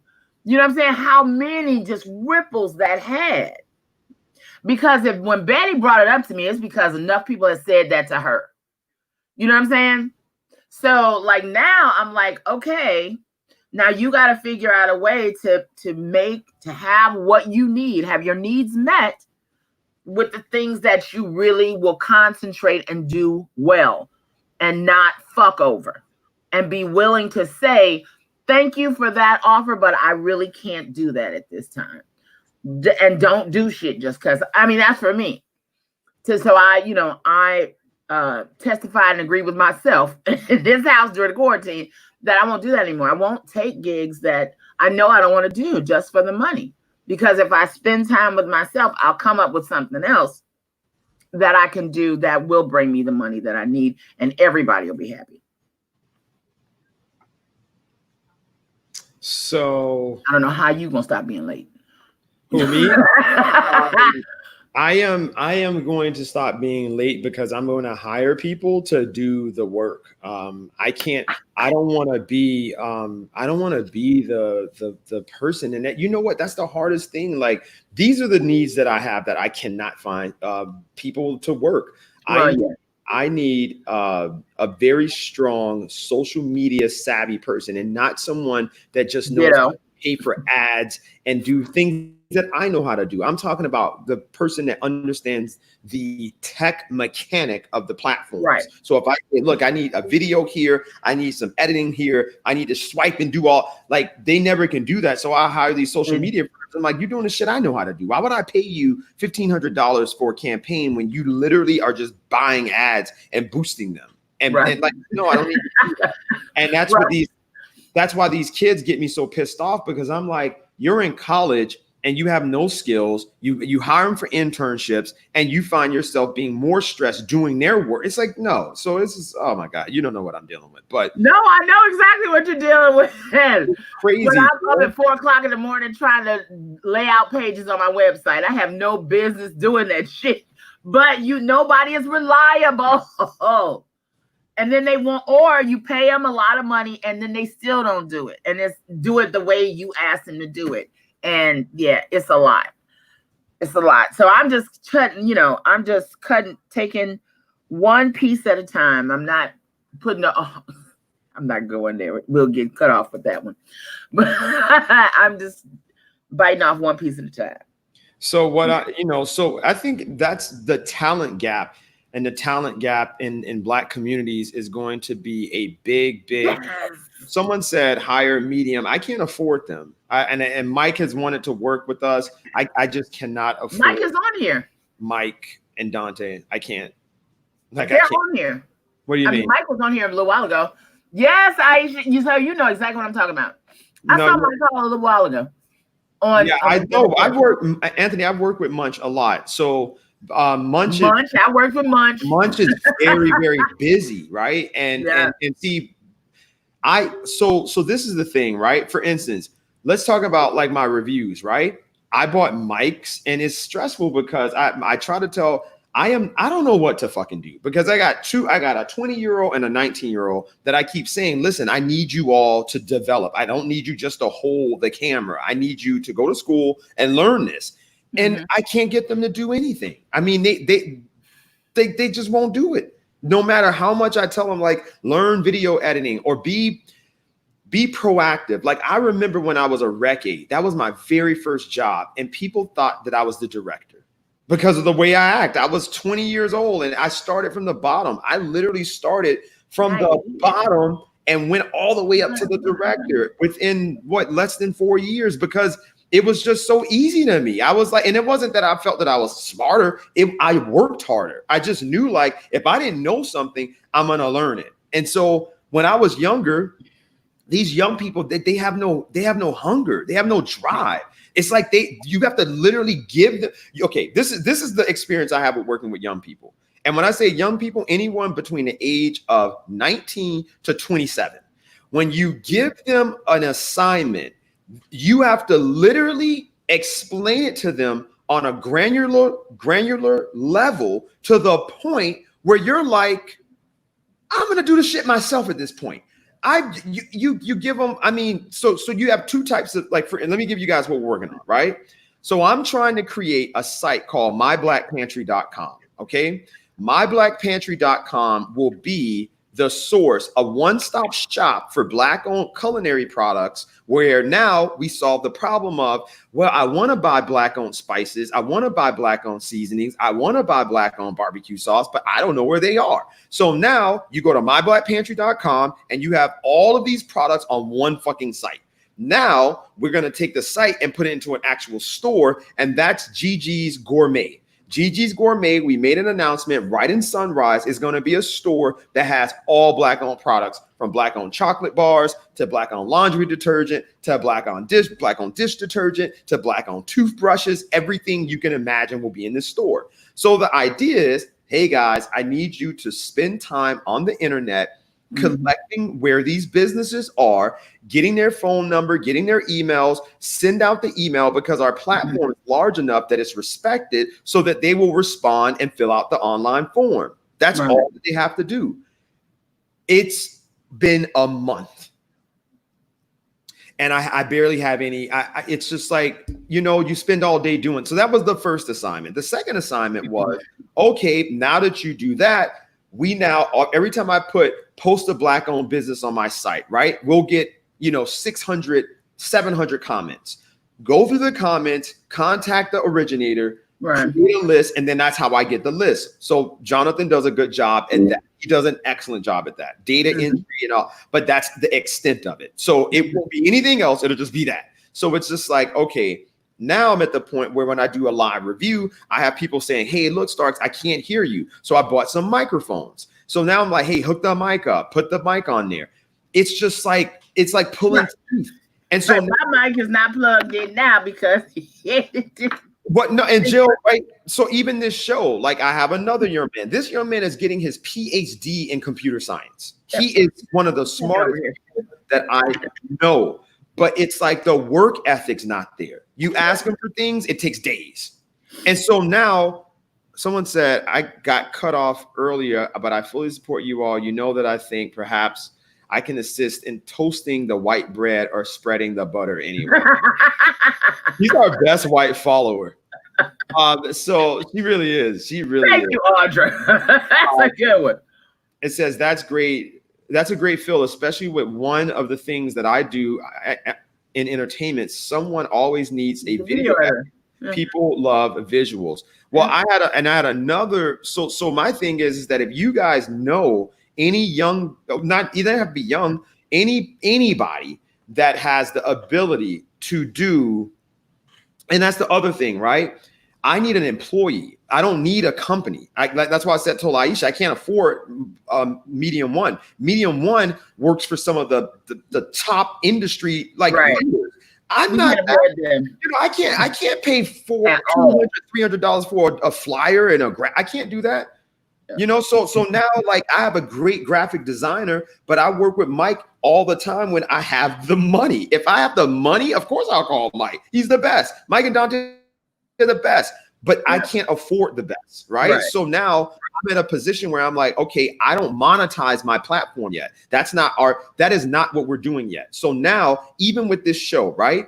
I ordered green screens. I had Jonathan to order the green screens. Where the fuck are the green screens? You think he followed up on it? Amazon has them. That's what I said. I was like, Amazon has them. It takes 3 days to get here. We have going for our third week. This shit's still do you think that he followed up on it? No. You got to tell him, hey, where are the green screens? Call Amazon. Because that was, you put the order in. So why didn't you follow up on it? And you know what? It boils down to parenting, right? Because when if the parents don't create environments, because now when they go work for other people, they're gonna love them.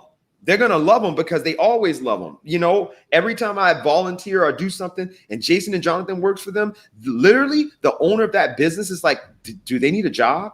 Because I've trained them to be hard workers, but I haven't trained them to be intelligent workers. And I haven't trained them to be the type of workers that want more, you know? Well, and that's part of it. And a big part of it is, having those difficult conversations with them about what does your future look like? Like what, when you think about 5 years, what you going to be doing? What is it that you are aiming to achieve? Jill, that listen, not just in getting off of them, the other young people that we had when we started something called the I mean young people, period. Right. This is what they'll say. This is what they'll say now. And so this is funny, right? Because you go back in time, and I tell them this now. When they were younger, I was like, listen, what you believe is going to happen is not going to happen that way. Oh, you're being negative. You're being no. I'm telling you, your actions today are leading up to a future that is going to be stressful for you, right? Mm-hmm. Because you are disrespectful, you are lazy, you are incompetent, and these are literally things that they will write up in your. Because when you use this terminology, the generation now will say that you're speaking bad on them, that you're downing them, and you're trying to explain to them, listen, when you get a job, that's what's going to be in your evaluation. Those words that I just said to you are going to be written down and forever in your fucking employee file. So you're getting fucking mad or disrespected or whatever you feel right now from someone that cares about you telling you this, but you know how you're going to feel when it's someone that doesn't look like me that's telling you this in your face and then fires you on top of that? It's not going to be the same, you know? So let's go to some comments. And tell Audra to go to Amazon for green screen. They're not expensive. Someone said, I need a, okay. So I talked to Terry Page and that's the thing. She came by. Yeah. Who is Terry Page? She's a really great queen. She came by and we talked, Aisha, and I never followed up because I'm not trying to monetize the brand yet. I'm trying to get the brand to a point. Ultimately, Hungry Black Man Media, I want to be the Black Food Network. That's what I want. Ultimately, I want curated shows. Like there's so many amazing Black chefs here that I'm going to put money behind, create shows around it, and then launch these shows because I want everything to live on YouTube. And that's another thing, guys. We're going to have to get off Facebook because Facebook eventually is going to stifle and cancel us because they're becoming very, very Big Brother-like. They're becoming Big Brother-like. We only been here 2 weeks. So we need to your point. And this is what I'm saying, Star X. This is the same thing. Like I want to have a talk show, the Jill Tracey Show. That's why that's my email. I've already imaged it in my brain, right? So somebodies could work for both of us and they would have the equivalent of a full salary, but they just don't get it. It's hard to keep them focused. And because halfway through, they're like, well, if they can do it, I can do it. And then they run off thinking they can do it. And then it's like, okay, that's the difference with a lot. But now the young people that I'm working with, they are specifically in this lane, but unfortunately they're high school kids. They can't, I can't put them in that position now they can't work a full job right now. And then once they do graduate from college, they leave, which, like I mentioned, the greatest thing that has happened with me with this mentoring program, the one that I'm teaching that I mentioned you on, one of my mentees now is managing content director for Martha Stewart Living. She actually works for Meredith Publishing and got that because she came in And I didn't get her a job when they used to come to the studio to put it all in action. And just this year, because we're quarantined, I can't do that with them. But she came, she asked me to introduce her to somebody in promotions because she wanted to work there in promotions and learn how to edit video. And she did. I introduced her, she got the job. But I did tell her, you got 2 years to be in here. Work for every station, get your reel together, and get up out of here. A year and a half, she's off to New York. And that's the thing. She was hungry. Nikki Brown put, my own children didn't make good employees for my business. I'm pissed. They work hard for these corporations.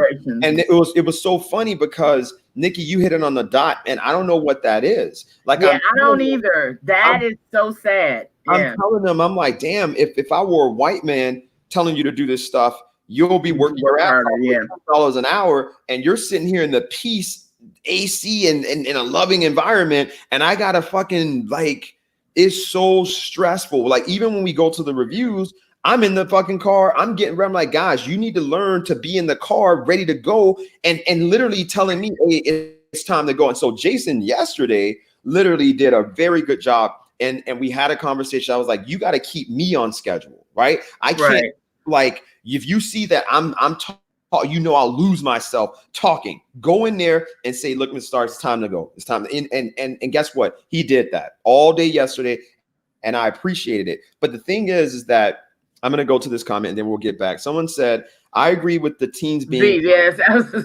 I agree with the teens being unmotivated. I had to tie things my children wanted to the assignments I needed them to complete. If you want me to cook dinner or order food tonight, I need you to complete these 3 items. If you want to take the car Saturday night, then I need you to complete these 5 items. And more importantly, I gave them a deadline. Don't just order a green screen, but order it and make sure it is here by the date. And so guess what, Nikki? I do my best. This is the other thing, right? Wasn't that was her name Nikki? Yeah, as a woman, women make really great managers because you're so methodical, you're so organized, and I just love that. But men, we don't operate like that. And I didn't operate. I hate it when people gave me deadlines because I felt pressured. So I didn't want to give them something that I didn't have. I'll explain to them, just communicate. Communication for me is so important because it just allows me to make the critical decisions that I need to make. So every day, give me a report on your assignment. So every morning or every afternoon, hey, Ms. Starks, we ordered this. This is coming in. I don't know when it's coming in. I'm following up because now if we're just communicating and I'm training you to have a sense of self-responsibility and a sense of self-respect so that you're not someone that is operating off of these rigid rules, because I want you to learn to be a fluid and organic professional. And I hated deadlines. And when I write grants, that's why I write them on my own time so far ahead of time, because I know I don't like being under the gun of something. Yeah. Someone said, can you hire from MD? Oh, Lord have mercy. All of this, listen, that's and that goes into what I was saying. Aisha, someone put something about interested in, and here we go. These points, right? To Jill's point, maybe they just aren't interested in tasks. Yeah, in the task, yeah. Hire from, so let's deal with both of those. Felicia and myself put our own capital, our own money up for the Nipsey Hussle's Fellows, and we had about $20,000 that we were using to hire these kids from Florida Memorial, Bethune College, and Miami-Dade College, and Florida some other HBCU, and so that I didn't know the name of. So we brought them, and they all majored in computer science, journalism, computer science, broadcast journalism, and graphic design. And so we had them to do these projects for the entire, nobody from Trevor, nobody from FAMU needed an internship because they already had internships. Right. And so FAMU students are different, they are hungry. And so FIU students are lazy and privileged. So a lot of them, a lot of the FIU black students are lazy and privileged. That's why their BSU is trash. That black student unit at FIU is fucking trash. So now you have, and the frats, they're fucking trash. They're fucking trash. The goddamn, I'm a Sigma. That Sigma chapter, my chapter at FIU, oh my God. What is that? They were decent, 6 years ago, but Jesus Christ. So I go and I say to myself, look at that shit. Our fucking business was damaged. It's fucked up. The AKAs came out for us. And everyone knows that I had one fraternity brother. I had one Sigma reach out from Rho Sigma chapter and was like, hey, brother, this, that, another. And guess what? If you're not involved on an intimate level every single day, right? When it comes to these frats and sororities, like they're just like the black church. You gotta be an insider for them to do something. But the AKAs came out and they supported, and that was so amazing, But anyway, these kids, this is what I think needs to happen. We had these kids come, we paid them, they were making $14, someone making $16 an hour, right?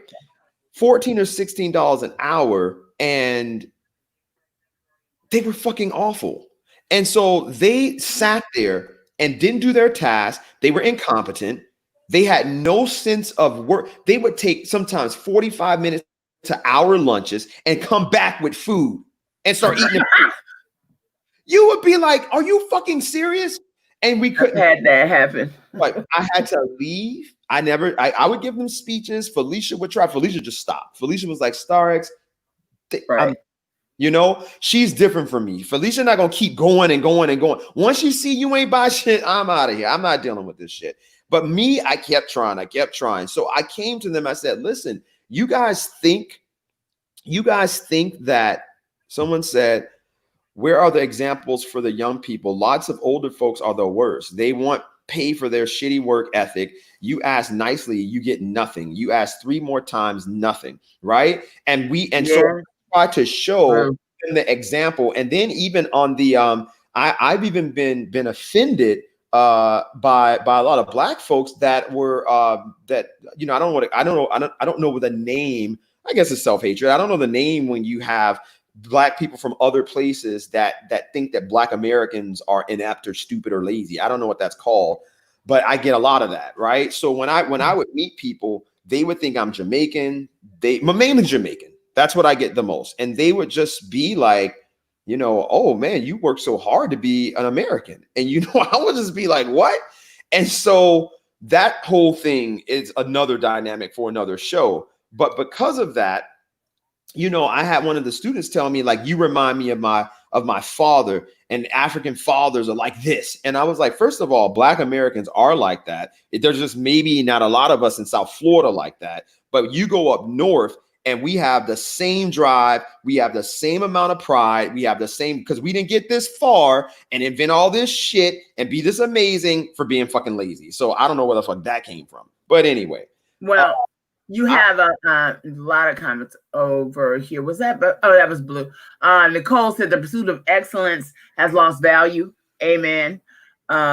Shay said, you ain't lying, no. Mackenzie said the pursuit of good enough. Amen. That I find a lot of that. Somebody asked was I using the kids from Urgent Inc? No, not for the most part, because they have gone off to college and they are, off doing their own. They have not come back here because a lot of them are like, the kind of experience I need is not happening in Miami because people don't have the work ethic. So the jobs that we need are too hard to find and it's too much. So they just go on and, and I'm like, God bless you, be on your way. It's not until they're forcefully told what to do that they move on it, calling you a bitch every step of the way. Girl, yes. And you can't do that because now you've got, an adversary in somebody that either you are employing or, that is, you need them to produce for you. And then they'll just, procrastinate for the hell of it because they're, I don't know. But you know what? That's a whole nother show. Because some of that be the result of latchkey kids?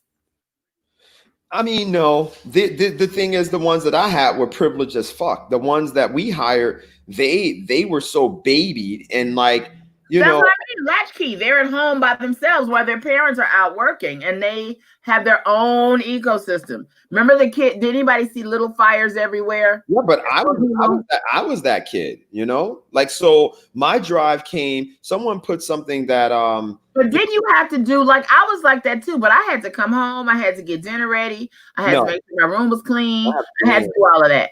didn't have to do any of that. And because I had two older sisters, my father didn't make me do any chores. Gotcha. I would cut the yard, I would wash the car, I would take the trash out. Those were my chores. But as far as like the cleaning of the house and stuff, that was really my But I mean, but sisters. you had chores, you had responsibilities when you came home from school of stuff you yeah. had to do. Right. That's my point. That even though, you know, oh, that's the story for another time. But someone said it's not until they are forcefully told what to do that they move on it, Right, calling you every step of the way. Right. And so what, you know, my fear, my biggest fear, guys, is the fact that they don't have the skills. But then it is a racial issue because when I had a white kid, I'll never forget this. It was a little white. No, she was Hispanic. She was from Jackson. She's from Jackson High School. And she was there, I think, from Urgent Inc. And so she was there. They had some sort of program and they sent these kids to work for us. This actually happened. I'll never forget this. So I came in there and I went crazy like I normally do. The black girl from the program starts saying, this man comes in here and he talks to us crazy and that's not motivating and blah, blah, blah, blah. So that I get the Urgent Inc. people, the higher ups coming to me saying, oh, you know, the kids feel pressured, that, you know, it's a lot of work and all. I was like, I want you and whatever student said that to get out of my business, because number one, I am literally opening up our business for these kids to have and learn, right, the skills that are going to take them far in this life and in this world. I've never cursed at them. I've never said anything out the way. They don't like my tonality, and they didn't like the real world. But the Spanish, so when they brought all the kids together, guess what? All the Spanish kids, this was so hurtful to me. If I could have cried, I would have fucking cried. All the Spanish kids was like, I didn't have any problem with what he was saying. Right. And they stayed there and they fucking worked their ass off for this black company while the black kids had to be put in parks because they wanted to work in parks to sit there and pick up trash because they didn't want to learn the things that they said that they wanted to do. So if the girl said, I want to be an attorney, I'm like, okay, let me help you to start doing things that you're going to do in law school. One of my best friends is an attorney. So I'm like, this is great. Brought her in to do a little talk with them. The kids are telling the attorney, literally, that's not what an attorney does. Yeah, well.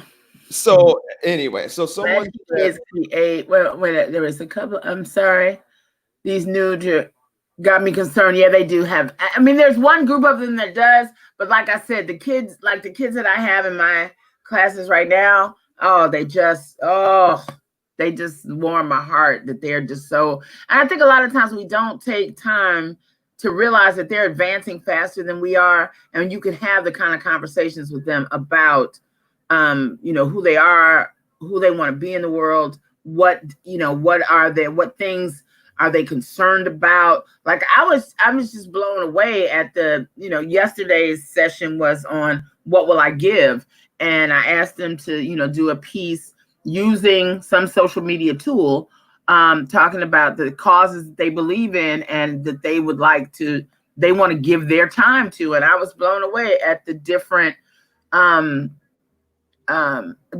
the different ideas and different thoughts. And this one little girl gave us a whole dissertation on Yemen. Like I had no idea, and the things that she had like laid out what she wanted to do and how she wanted people to understand, that there are plagues all over the world, and anyway. It just depends, but we can't give up on none of them. Latchkey kids create more responsibilities and independence. I think we gotta do to take care of ourselves We are the doers, planners, babied kids are the ones that are taking it. Yeah, you're right, Audrey. I was latchkey. And it's true. You do. And then you take on responsibility. Like I didn't want my mother to come home and then have to do a whole bunch of, because she would always come in. My mother used to wake up. That's why, I swore I would never work for corporate. Every morning, my mother used to wake up and she would go walking into the bathroom and go, oh, shit. She hated going to her fucking job. She hated it. But she did it until she got whatever part you get to where you're going to get a pension for the rest of your life. She did it just that long, 17 years. And then she took a buyout and left. So, we're all built differently. So we have to be really careful, Jill, because this is a big conversation that needs to be had. We need to run. Ronnie Cross said, and that's another thing, Ronnie, and I'll tell you about the hood kids. He goes, I hate to tell you this, but maybe you should try hiring some good hood kids who would surprise you with their hunger to learn and work ethic. You know why they wouldn't surprise me? Because I spent 10 years working with that population.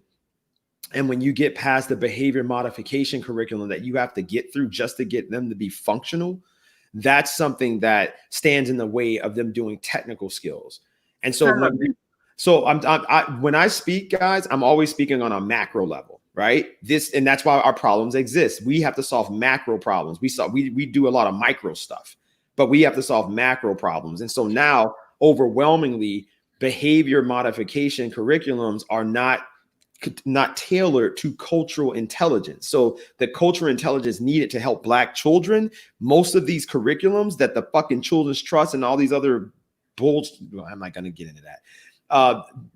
These people, they are unmoving. So they're not going to let anybody innovative come in. And that's why I find myself raising money most of the time to pay the kids, because I don't need some nonprofit telling me what I need to do or how I need to operate when I know how to help our kids. That's number one. Number two, the amount of the availability of marijuana has ravaged our children. Marijuana has ravaged our kids. Our kids are addicted to that plant, and it has stifled and sniffed out every ounce of desire to do anything besides eat, fuck, and play video games.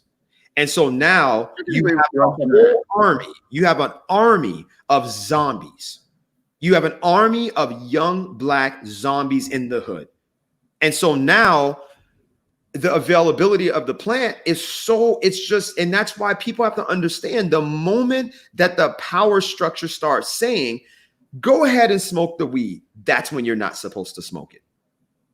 Grow your own. The moment that they say that, because the same way they do with any other industry, they are going to distort it. They are going to poison it. And it's going to be the source of our destruction rather than our deliverance. And I'm an advocate for marijuana. I'm an advocate for it. However, I've seen what you make a very good point. I've seen what it's done to our kids, and you can't trust the FDA. You can't trust any of them. Because now it's about how much money you have. And then they'll go, oh, yeah, it's good for you. Yeah, we're going to approve it. And now you're sitting there giving it to all these Black people. That's why you got to grow your own seeds. Go to Jamaica, find your Rasta and get your seeds and grow your own plant. Yeah. But these kids, they are smoking so much that it does all these, it stunts their growth. You see them all skinny and fucking emaciate. Like you're like, why are you looking like this? And even the rappers, look at the rappers. The rappers now, they tell them what to do. So now not only are they addicted to marijuana, they're addicted to lean. They're addicted to pills. They're addicted to all of these drugs. And so now when we get them to come to these jobs, bro, Ronnie, they come here, they're high out of their minds. They're just sitting there looking crazy. And you're like, you're talking to them, they're laughing crazy at you because they're high as fuck. Yeah. And so now you got kids so high that they can't even function, Jill, without getting high. I'm sorry. You see Audra saying she I have tons of knowledge for this convo. When you have it, I work for drug court. Can we put that? We'll put her on. No, I won't be here. The following week, Audra. I want to be here for that conversation. Right. So she said, speak on it. Weed is making our kids lazy as fuck and is laced with harsh drugs that are so harmful for their bodies and brains. Oh yeah. And listen, it's working beautifully. I can just see that is such an easy plan. So now you got kids that use marijuana like their morning coffee. They can't function without smoking. I literally know firsthand knowledge. Wow. That is so many kids that they literally are like, I cannot. No, and I don't know what that is. Anthony, where are you? Know. Anthony, sometimes Anthony goes left field, but it's cool. I love it. Actually, the Obamacare that gave black people not the major opioids. The zombie effect comes from Obamacare that gave the black community access to opioids. The lean came out when Obamacare was accessible to our community. So I'm sorry. Obamacare has done far more good than, if a couple of lists, you gotta take the sum total. You can't do that. So you guys have to listen to I know Anthony has a point, right, in what he's saying, and there's so much that they got access through. You got to listen to his speeches because he'll explain it so you can understand. So Anthony, don't put sound bites because people will not understand. Right. Someone said we can't coddle our kids and stop trying and be stop their friends. I know that's right. We need better educational programs and to prepare them for the real world.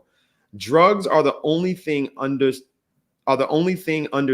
It's so sad. The only thing they understand is they have no filter, no respect. Oh, none. Oh God, these kids now, they don't listen. I struggle at home, and you have the power, right? This is the other thing. The worst age is between 18 and 23. Pull up Audra for Anthony, please. I'm sorry. Okay. You there? White community started opiate epidemic and it continues. It changed our whole demographic of drug. Yeah, black people really don't do opioids. I'm tired of getting contact highs. I know that's right, Robert. My son is 24 and finally got clean and sober, and now admits he messed up good opportunities I had lined up for him as a teen. He's in Oregon where it's readily available. I have a caseload 60 plus of 18 to 24 with these issues. Some syrup came out of before Obamacare. Okay, Michelle, thank you. And so what we're saying is that, so what we've experienced, Jill, is that and when I say zombie army, look at what folks are saying. Like it is. So the hood kids now, it's a perfect storm. They are poor.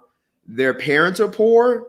They don't have any sense of escape.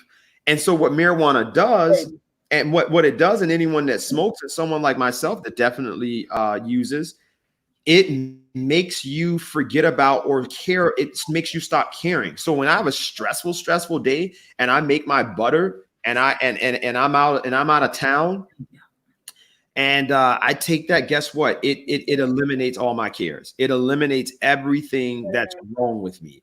And so these kids, I know that that's what they do because I don't have to think about my realities now. I don't have to think about the future. I just have to literally sit here, get high, eat, and enjoy whatever it is. I mean, you're literally in another world. All right. Michelle said there are some spiritual dynamics that are essential to incorporate into any work with our youth.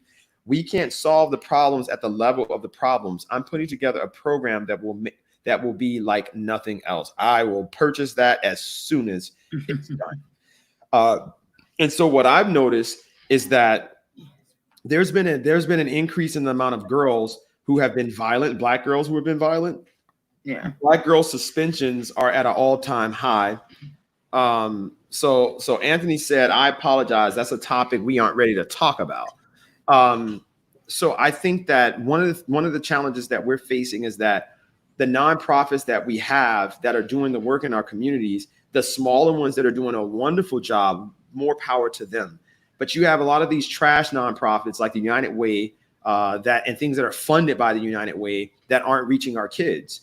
And so we don't have a lot of interventions. Okay, I'm sorry. Curtis Smith says, someone said we need more programs for the kids. Sad part is they are available, but not taken advantage of. But the football and basketball games are full. Jill interviewed us a while ago on the radio. Yeah. But we faded due to lack of supportive kids. Yeah.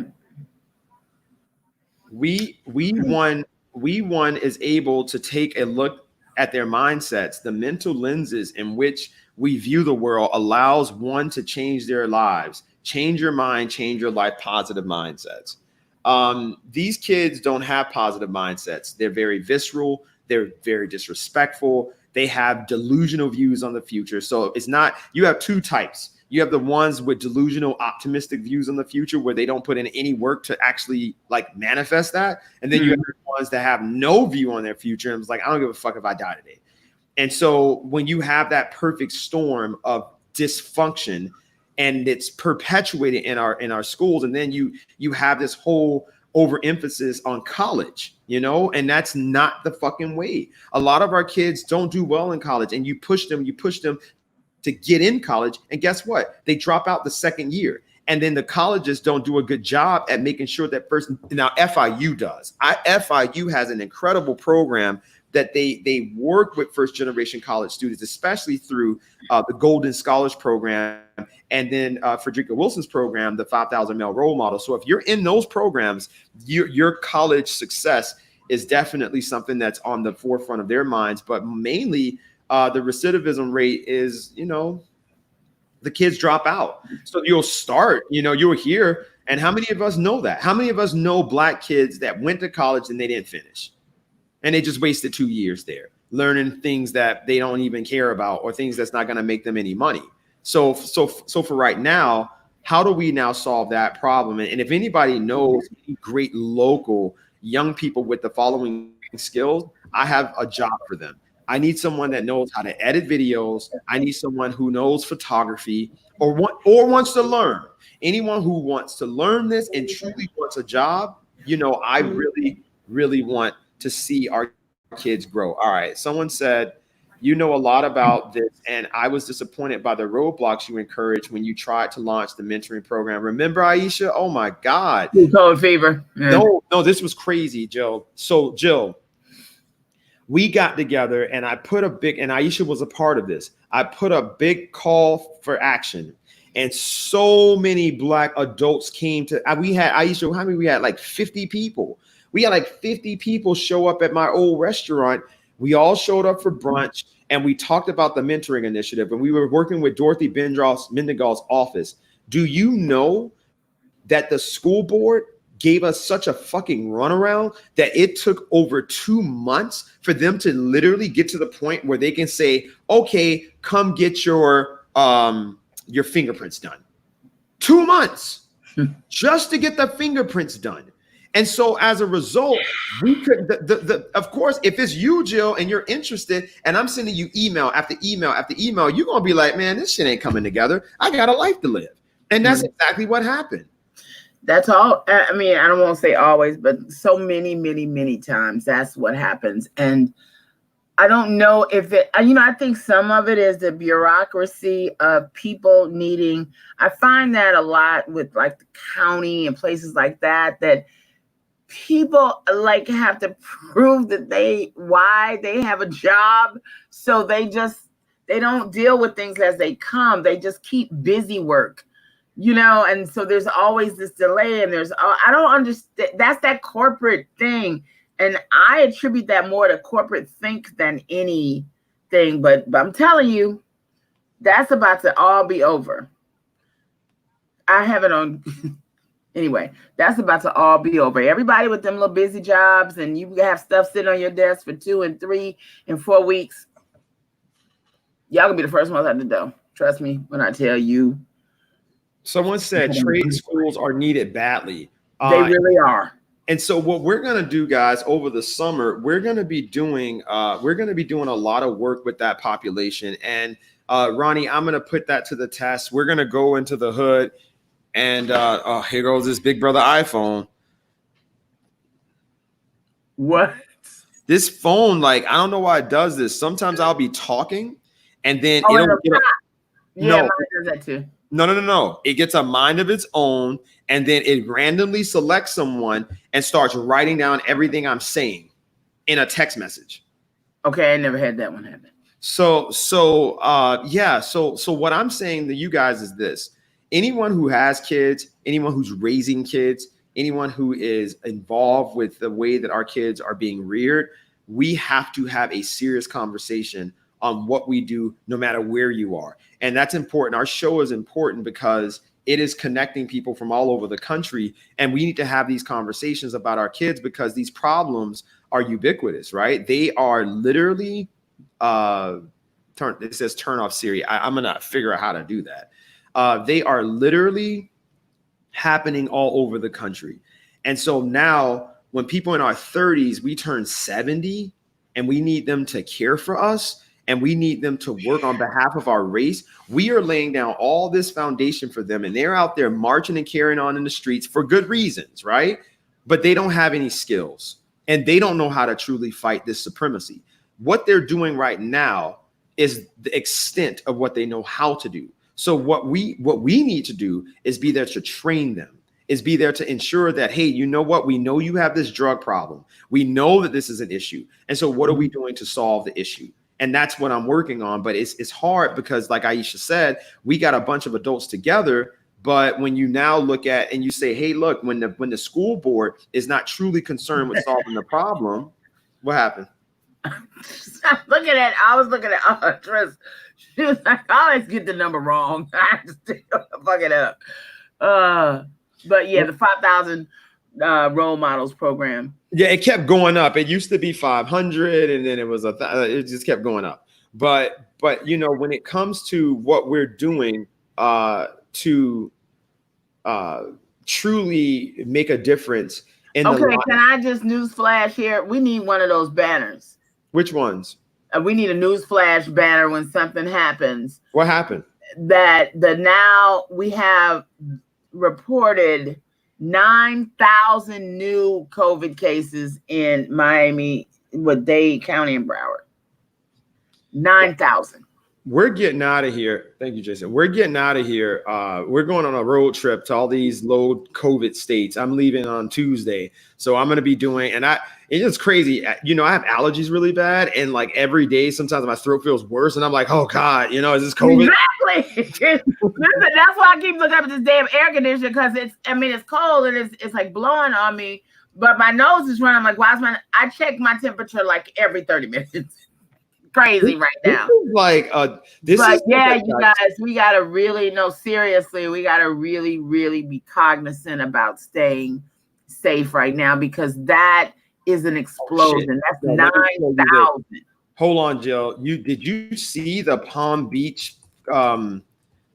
Did you see those crazy people in Palm Beach that was like at the council meeting and they were going bananas? Yeah, that's some of those, right? That whatever that is, talking about you are taking away God's perfect breathing, just all of that. Not, the whole thing is that you're wearing a mask. I don't have no problem wearing a mask. I really don't. I'm protecting myself and I'm protecting you. So we should do that for each other. What is that, CNN? Yeah, it's so sad, Jill, that it's always Florida. Always. That's why we just got 9,000 cases reported. Here you go. Hold on, guys. Jesus Christ. Y'all, I'm so concerned. To make masks mandatory. This turned downright ugly. Here was the scene. You literally cannot mandate somebody to wear a mask knowing that mask is killing people. It literally is killing people. And the people are waking up, and we know what citizens arrest is because citizens arrests are already happening. Yeah. Okay? And every single one of you that are obeying the devil's laws are going to be arrested. And you, doctor, are going to be arrested for crimes against humanity. The problem with humanity today is ignorance, arrogance, and apathy. Keep taking the road of least resistance. Keep listening to the TV brainwashing you from birth. And they want to throw God's wonderful breathing system out the door. You're all turning your backs on it. Yeah. You have many question marks about. Look at him. You can tell. No, I'm sorry, ma'am, but I don't think that you are worthy of your credentials. And I would ask suggestively that you go back to school and get educated. Crazy. Masks. Crazy fucking people. Spread of coronavirus. So, but you know what's really sad? And you know, my nephew pointed this out yesterday. We were driving on the street and we saw these people outside with these signs for God, or, you know, saying God's going to get you, and, you know, all of that. And I was just like, as a Christian, as someone who has a philosophy rooted in Christian values, all that good stuff, they are embarrassing, and it turns people away from God. It turns people away from religion altogether. Well, it turns people away from them crazy ass people. I mean, just like crazy. All right. Someone said, keep your immune system healthy. Vitamin C, D, B. Yeah. Then well, Corona not gonna that won't stop Corona, but it is good to keep it healthy. But it'll help. It's put it like this: if you got a weak immune system and you start taking that stuff now, and you got Corona in the next 2 months, like that's not gonna do anything. So you got to just be healthy all over. Just you know, all these kids. Right? They were all Karens, girl. That should have been our Karen report. You're right. Loony people who see here in Orlando, everybody's panicking to go to theme parks. People are pissed because they can't go to Disney World. You know, and that was a really interesting thing about the student. Her name is escaping me right now. That, you know, what her give was is that she wanted to educate more people on what was happening in Yemen. Is that, you know, it gives you perspective. And one of the other kids said that, was like, wow, it makes me look at all of this a little differently. And that's it. It's like, if you look at, have you seen the piece about the dust storm coming from the Sahara? That's divine. I put a post up and I said that. Thank you. That's our ancestors.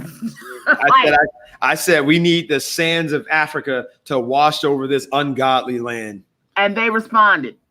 Okay. So Mark said, definitely need an education as well as vocation. I mean, he has Booker T. Washington as his photo. So right. That tells you a lot right there. In the 1980s, Tuskegee was probably the only college in the country that had a job for trades. That taught vocational trades.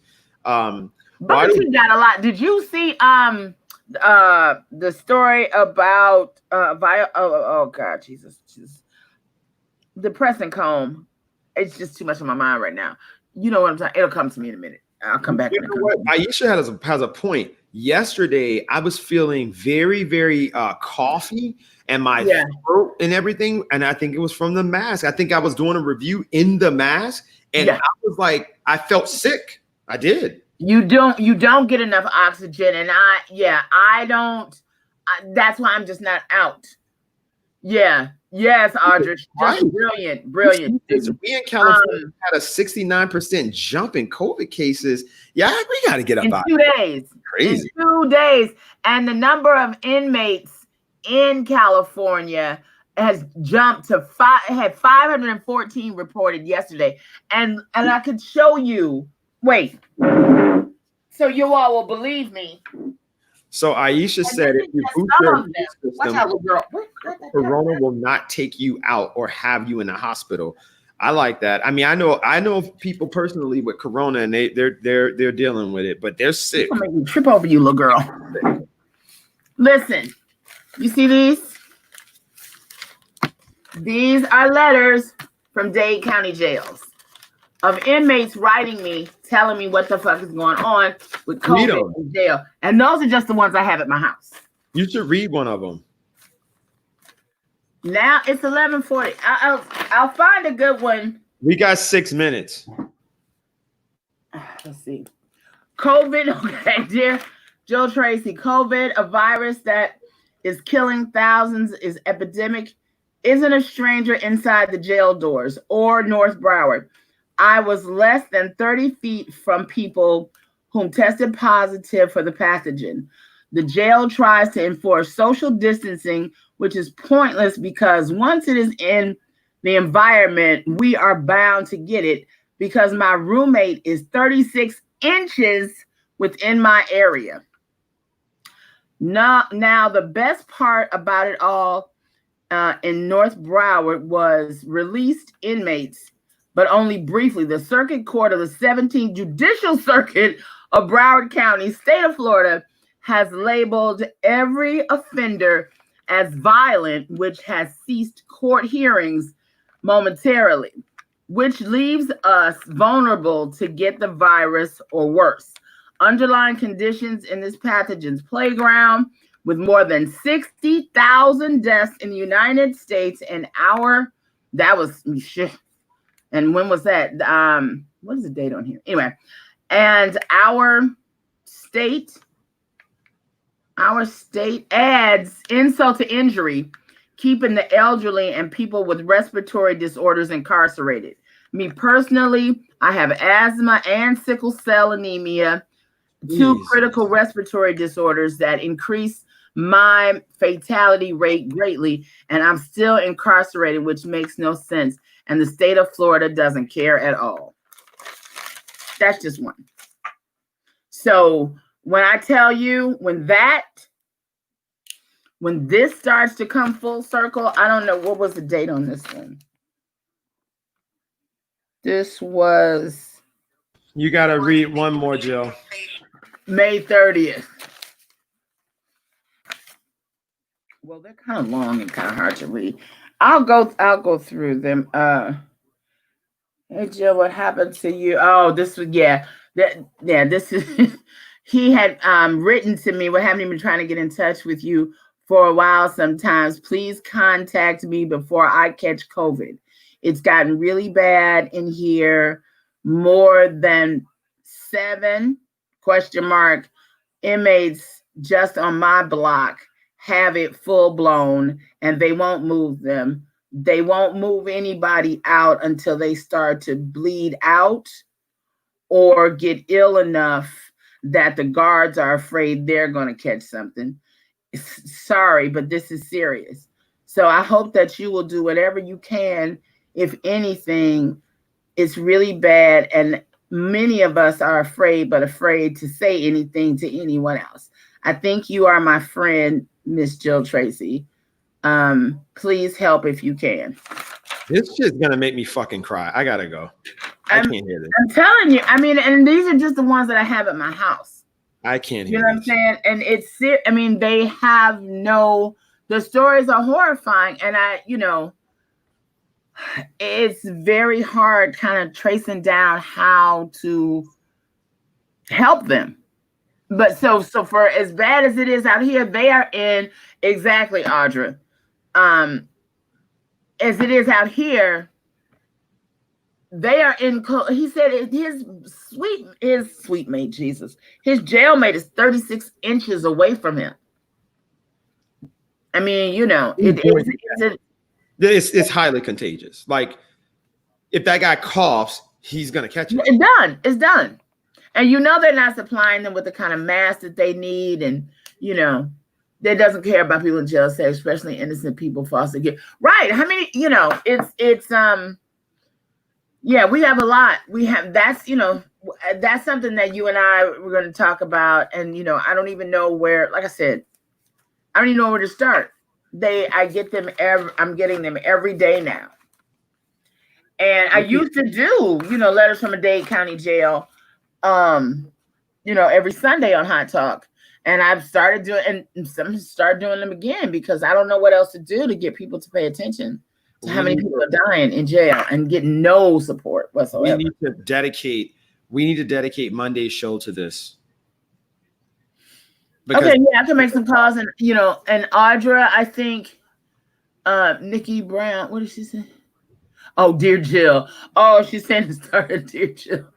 Audra, she said she talked to me. So let's do that for next week because it is urgent. People are dying. Like, they have not been convicted and essentially being sentenced to death without a trial. And basically, that's what the first brother was saying, that people that are in there for non-violent crimes and stuff, they need to let them go. It should only be the people who are doing like life sentences. No, that's it. We're gonna act fucking crazy on Monday.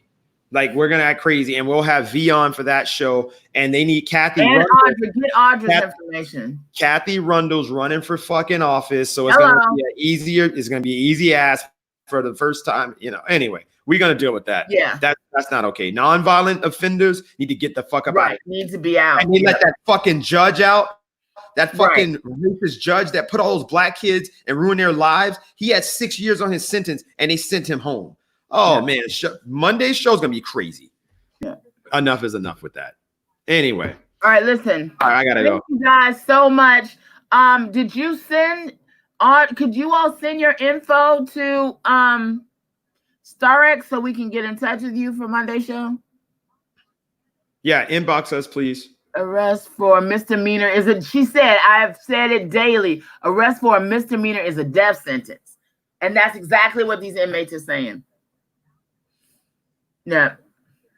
All right, guys. Thank you. Thank you guys So much.